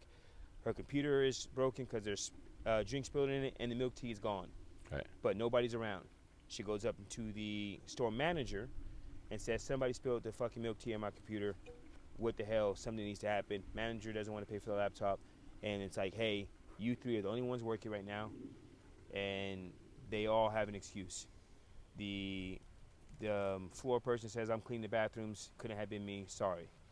The barista says, sorry about your milk tea, but I'll make you another one if you need me one. And then the store supervisor says, sorry about your milk tea, but it wasn't me. The manager instantly knew. Because it was the manager. He knew it was him. Almost. You're right. You're barking up the right tree. It's all the same people? The same person? No, it's not all the same people. Is that? But see, that's the part of the trick question. You're starting to try to think outside the box. Yeah. The answer is supervisor. The barista would know what the order was, a milk tea. The supervisor should have no idea What the drink the order was. Yeah. The moment you say, I'm sorry about your milk tea, how'd you know it was a milk tea in the first place? That's how the manager knew. Came from the It came from the supervisor because you mentioned the drink by detail. Yeah. So that was one of the longer ones that I kind of butchered, so we can all drink. All right. Shout out to George, shout out to Rob, shout out to Tristan, Yes, shout out to the boys. Gelato. Gelato. And the can is gone. That's how good I am at this game. My man finished the can. That's Oh, how, that's my how gosh. good he is at trick questions. All right, so we can wrap up in a second. I'm going to do a couple of watch or pass. I don't do it with everybody, but I like to do it with the Power Slap guys because I think it's fun. You're a father, so we can get a couple of questions out. Jackie's been part of them. But it's watch or pass, kind of like Burn or Chill with the Burn podcast. So I'm going to give you two options.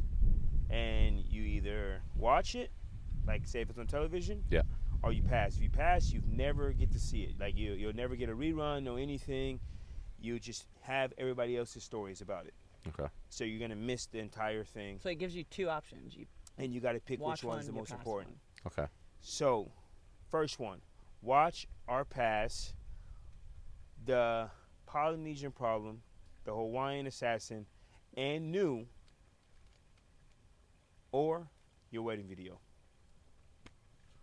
Oh, You shit. gotta never see one for the rest of your life, and the other one is the one that you're gonna Be able to watch. the one you get to be a part of. And the first choice is me. You You get to watch your and New, or you can watch your wedding video. You can watch you becoming the champ. I'm not or saying your your wedding wife video. is about 7 feet from you with something in her hand. No, but I watched the wedding video, and I'll pass on the and new. Small clap to you. Even your wife is like, what? Only because of one because thing. you're there. Only You because of one experienced thing. Well, and also one thing only is that originally when I first got into this, it was that shot of like, hey, just chase the title, chase the title, chase the title. And then I realized that in that whole entire mix of everything, that to be honest, it's better to be the people's champ. Okay. So I'd rather be the people's champ than actually hold a and new or be I'd a rather title just be holder. the people's champ and the champ, but to each his own. Yeah. Yeah, it sounds like a already early cop out. I'm gonna call it, and you fuck that. Be the champ and the people's champ. Yeah. You know, we the people love the crazy Hawaiian, and he was the fucking champ. Yeah. Right. The Russians love Dumpling, and he's the champ. Yeah. That's always gonna be better. Yeah. When Jackie eventually holds the first women belt, we're gonna love her for both ends. We're gonna love her without it, and we're gonna love her as a fucking champ for sure. So, I would say as a motivational speaker, it sounds good and it sounds like the humble thing to say, but sometimes humility is not the route. And before we even get to next watch or pass, you can do me a favor as a father. Google the word humility or humble, and Google the word narcissist. Don't let the internet and all these other people convince you of one is like awful. If I read your definition of humble and the definition of narcissism, ask you which one would you rather your son be? It's not going to be the humble one. Humble definition is one having low self-worth or low self-worth of themselves or some shit like that. Mm-hmm. And the other one is being sure of oneself and pride Right. of oneself. If you're asking me by definition, my son better be if he has to choose narcissist over humble. Now, obviously, we both know there's degrees to it, right? You can go Correct. first degree narcissist. You know, we know what we're talking about when we say narcissist. Yeah. But I think you just fell into the too far of the humble stage. You have too much power, too much things riding on it. You have a family that income also comes with being the champ. So fuck what you're talking about. People champ is not going to pay the bills. The champ gets $10 to $12 to $15,000 per fucking to show and to win. Your family needs that 10 to 12. People champ is getting $5. Fuck that. Double your income. You're not going to lose a lot if you keep having people like that. Doubling your income, so you, your wife, your kids, your daughter, you can help. All that comes with the belt. We're going for the belt, and you'll be the people's champ anyway. So yeah, fuck all that bullshit. You know, and again, you're a grown man, but fuck the bullshit. Okay. And ask your wife if she agrees with me. I don't got to look over to know she does. Right. Guarantee you. So you're a little bit too humble. You're gonna win both, cause you're already a people's champ, bro. We fuck with you. We love you. You getting double the money also works too, home. Yeah. Yeah, we're not. Yeah, you could say I don't really care about the belt. Yeah, belt comes with a paycheck. Fuck the belt. Put that bitch in the closet when you're done with it. Right. But that extra 5,000 to show and that extra 5,000 to win, that's worth it. And it probably won't be 5 right now. I think 12-5 is will be your championship for heavyweight most likely if you get it right around in negotiation. 12-5 is $7,000 possibly more. And if you can't negotiate that, I got people that can help you negotiate that. So, fuck that. So, but good answer. Brandon Moreno, Josh Emmett, all of them chose the belt, by the way. They sorry, wife, we're taking the belt. Right. But they also been doing that shit for 10, 15 years in their head. Like, when you fought for that for 10, 15 years, I think there's something different about a belt at that time versus, a year and a half in and just right now still getting your bearings. Right. But next one, try to make it harder. Watch our pass. I gave Aziel's brother this one. Watch our pass. Your son's first ever MMA debut when he's older, or it's okay because you're always gonna choose your son. I gotta make it really hard. Anybody got a hard one that a father would probably miss his sons over? Because normally it's your championship or you blah blah blah, Right.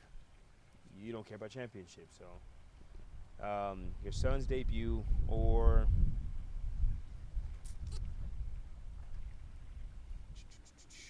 your wife winning Nobel Peace Prize. It's always going to be my son that I watch. That's a good fucking answer. It's always going to be. Because if you showed up for her and missed your son, your wife would kick your ass. Correct. So I choose to believe that with my heart. I almost got my ass whooped the other day for losing his. He just had his teeth removed. I'm not removed, but his teeth fell out. Yeah. And he pulled them, and we got the first tooth, and the second tooth she gave it to me to kind of put away and okay, here, put it someplace. I put it someplace where that thing got lost, and we find it inside the vacuum cleaner because my mom cleaned it and sucked that thing up. That's crazy that you found it inside a vacuum. Vacuum cleaner. In the vacuum cleaner. So my mom went in there and she cleaned all that stuff out and she found the tooth, but that almost got me an ass whooping from my wife just because of the fact. And I was like, oh, you know what? Well, who cares? It's just the tooth. Yeah. More of those to come. I was like, oh yeah? And I was like, okay, I got you. And I was like, oh, okay, I better dial myself back because at that moment it's like, okay, well, that's more important. So it's always gonna be my son. Okay. Always gonna be my son first. I agree 100%. It's my son. My wife better choose my son over me. I better choose my son over her. And as long as we keep doing that, he'll be fine no matter what happens in life. Yeah. Right? She's my priority, but my son's my priority. It's like together, she's my priority, but she's supposed to not want me to be hers, and it's just one good, happy family. Mm-hmm. But I got one for you. Watch our pass. Jackie the Hybrid debut in the UFC.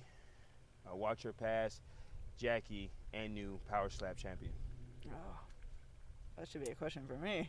Yeah, it is your question. I just want to see what he says. Oh, God. That's tough. Power Slap champ is great, but a debut in the UFC. That's the truth. That's the truth. I would watch the UFC and pass on the Power Slap because UFC is where it was the original goal for Jackie to go to anyway, and that's where she's heading. She's faced for that, so it's always going to be watching the UFC debut and not watching the Power Slap stuff. okay. Jackie, Agree. we agree. 100%. She's like, nah. She's smiling ear to ear. There's no choice. And the crazy thing is, this is how you know for people who compete and have been doing this for a long time. Jackie likes her money, and she knows the Power Slap will probably be a bigger paycheck than the UFC debut. But there's certain things that when people say there's some things better than money, and some 100%. Of you guys in the world really don't understand when people say that because you have maybe be put in a situation where you either have enough, don't have enough, it doesn't matter. Jackie will fight in the UFC for free, at least once. At least yeah. Until the paycheck. To make sure she knows she's all the work she's put in and earned is worth it. And for sure worth it.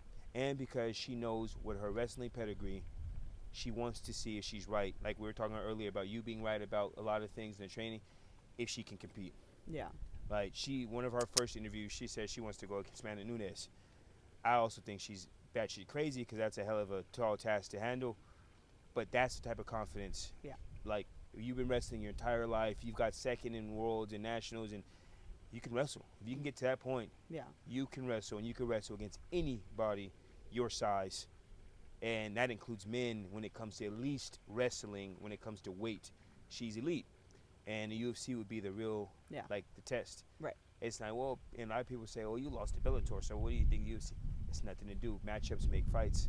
Well, I won my Bellator fight, so I'm good. There we go.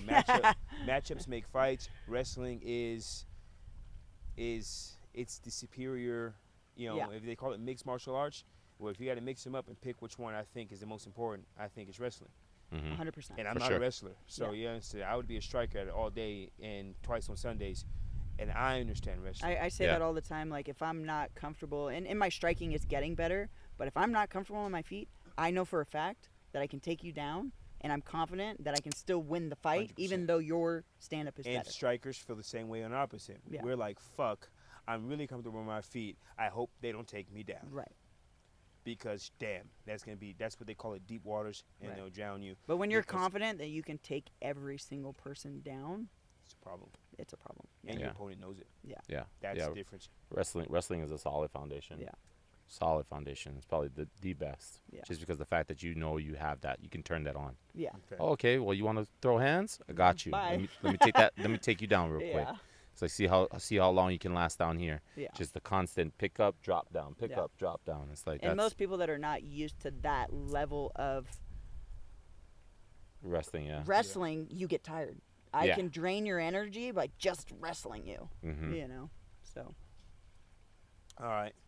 Last watch or pass. Let's see if I can make it interesting. This is hard because you seem very just lackadaisical and laissez-faire.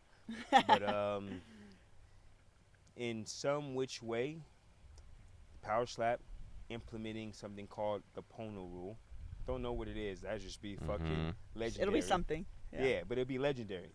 That's going forward for the rest of life. It'll be considered the Pono rule. And or Power Slap hiring you to be the official Power Slap technique coach. Which one is you watch? Which one you pass on?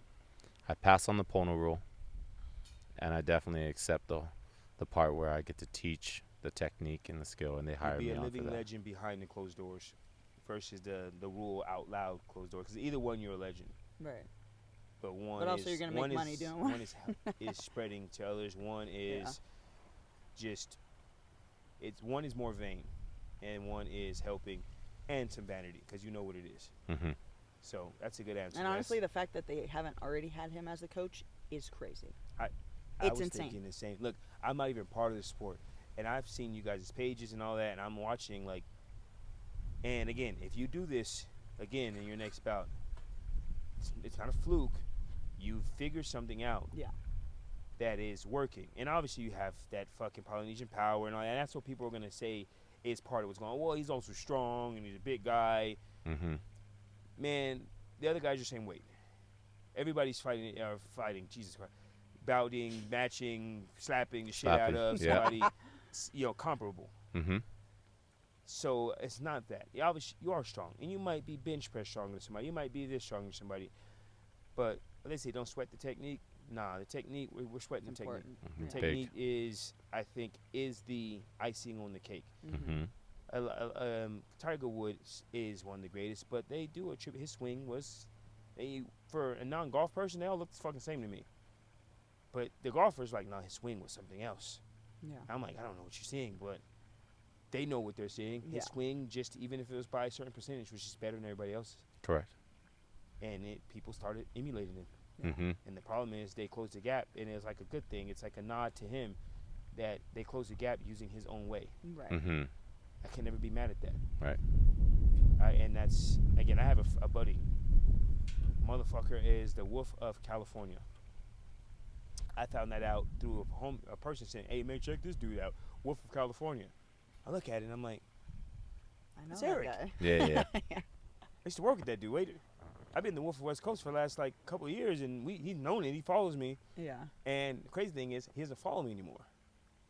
So now I was like, you became the Wolf and made sure I didn't see it. Yeah. And I guess I posted that, do I feel some type of way that he straight bit my shit, or I just take it as it's a compliment. It's a compliment. Right. Yeah. The answer is both. Fuck that. Yeah. You're a part of it. You gotta mix. You gotta mix of both of that. on, bro. 100%. Yeah, man. You were Mexican, you could just say Lobo or something. It made me feel a little bit better, but Right. Wolf of California, but Wolf of West Coast has a way better ring to it anyway. It does. Yeah. It definitely does. Speaking of, that dog, that beautiful dog that he brung, where's she at somewhere? That dog your wife likes, that your brother wants to ship to Dubai, by the way, I don't know if he told you. Oh, no, he didn't tell me he anything texted about I that. wonder if I can get it to Dubai. I'm like, you're working with the sheiks, you can do anything. Right, They have right. enough money to do anything. Yeah. It's his dog. His landlord's making him get rid of the dog. He won't do the ESA thing like I told him. I paid $5,000 for the dog. It's from the Wolf of California. Oh. All those 3 dogs that you see, the Frenchies, Yeah. all came from Right. him. He bred Frenchies for years. Has a $140,000 fucking stud dog that I can breed with and all that. And I was like, so I talked to him recently. That dog's only 1 year old. Like, Yeah. so you can't pretend that it's some shit from long. Bro, I just talked to you about the Yeah. dogs, and I just sent you money. You took the whole wolf thing, Yeah. and we're in the same industry. Like we both do the same tablets and phones, so it's not like we like some estranged people. Yeah. We Right, work right. with each other. Just bit my shit. He's clearly a coyote. Yeah. So man, look, let the best wolf win. Man. You Yeah. know, some people think they dogs out here. We'll see who the best. Well, I'm happy for him if he's happy, but like, damn, bro. Yeah. So, but we gotta. I don't know what it is, but we got a Pono rule coming soon. If you keep hitting people the way you hit, and the fact that the hybrid is figuring this shit out too, I'm game for it. I can't wait to see it. I fucking wish you had a bout next week already. Know. But no, yeah. time and place. We'll just perfect it as much as you can. Yeah. Mm-hmm. This is your first real training camp. Yeah. You know that you're doing for technique wise. You're gonna get in shape for the next fight next month. Yeah. And so your body will be right. Yeah. Your brain will be a lot better place. Yeah. And you need to slap this next whoever she is for the last 2. Yeah. Like everybody needs to. This should be a slap heard across the Rumble. Yeah. Mm-hmm. Let all these motherfuckers in Rumble. You know, you do that shit. Go to the camera like Rumble that. Yeah. And fucking make a fucking term out of that shit. Rumble that shit. Yeah. And let them talk then. Yep. Yeah. That's it. And I'll, I don't know if I'm gonna make it next week. Money's funny right now, and I was thinking about going, and I didn't know my light bill was $9,000. Just found that out yesterday. Good I God. found it out because my lights turned off at 2:00 in the afternoon yesterday. It's always the way to power find outage stuff somewhere out, or right? Some shit. We looked it up, $9,000. I'm like, jeez, That's insane. Christ.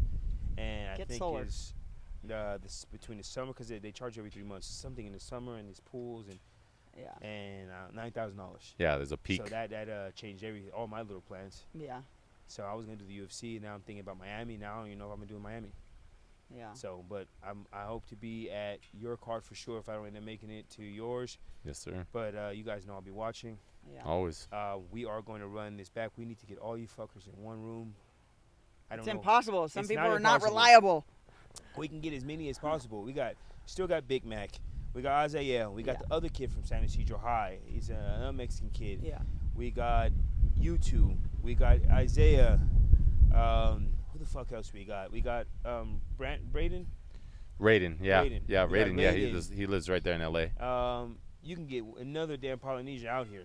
We can get some type of Polynesian. Oh, out here. 100%, yeah. With between the Hawaiian hitman and the crazy Yeah, Hawaiian living out there. And then again, the chief fuck around and make a trip out here. Yep. We can get a lot of us in one thing and be the first time, short of Slap Newsroom, Yeah. where 8, 6, 7, 8 of you guys are just sitting here. We're talking. I can get B. Ellis back out here. And now we have the heavyweights, super heavyweights. We have them all in the room. We're talking entrepreneurship, fatherhood, parenthood, Right. power slap. And we just sit here. We kind of, what we could do it is, there's a guy, he does mobile hibachi.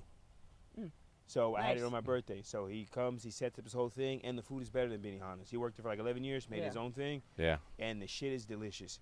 So we can Do it. literally talk over hibachi. Yeah. Oh, I love that. Yeah. Yep. And just talk and eat and talk. You know, the whole first 15 minutes is all the show anyway. Yeah. Right. So we're getting it out and just fucking shoot the shit, talk some shit. Yeah.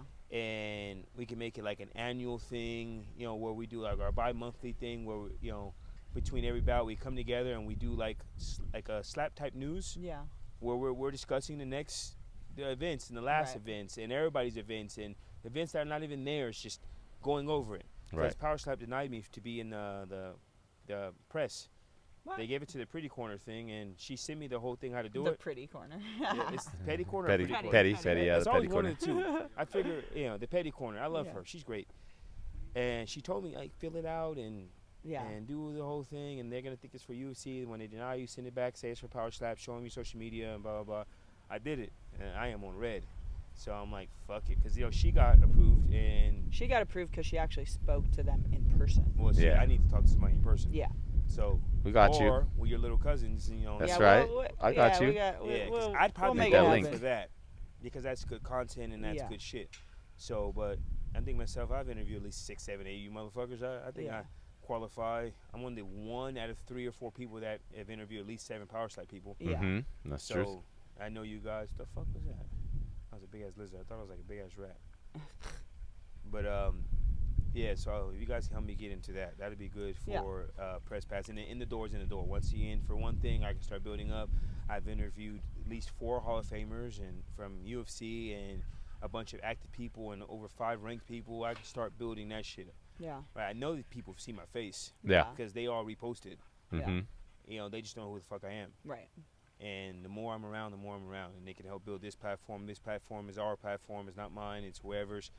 And so you guys can help me with that. Great. And anything I can help you with, I'm always here. Right. I kind of got everybody, I think, with gelato as much as I could. Right. Yeah. 100%. Shit, you guys talk to them more than I do. Yeah. Jack used to run through the gelato store like I know I haven't been in a little while. Tasmanian devil. Yeah. They No, said Jackie Rob. comes in, hey, they don't send us. You send us and say we can get whatever. Yeah. Careful what you say, because we're gonna go get whatever. Yeah.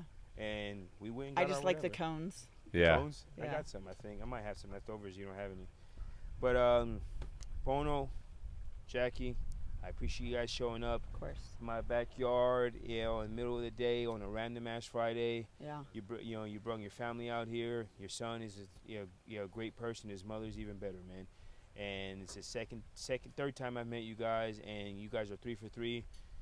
Jackie, you know what it is. You were great from the moment I met you. When you thought this was gonna be some rinky-dink bullshit podcast and like some basic ass garage, and it turned out to be a whole setup that we lost the footage for anyway. But I appreciate you guys. This is my first real podcast since like 3-4 months ago. So you guys are getting me right back to work, and on to the next. Yeah. That's You guys it. need anything from me? Appreciate it. Thank you. Love All right. you, brother. All right, big guy. Yes, sir. I might be a little bigger than you a little bit. Just Taller. you got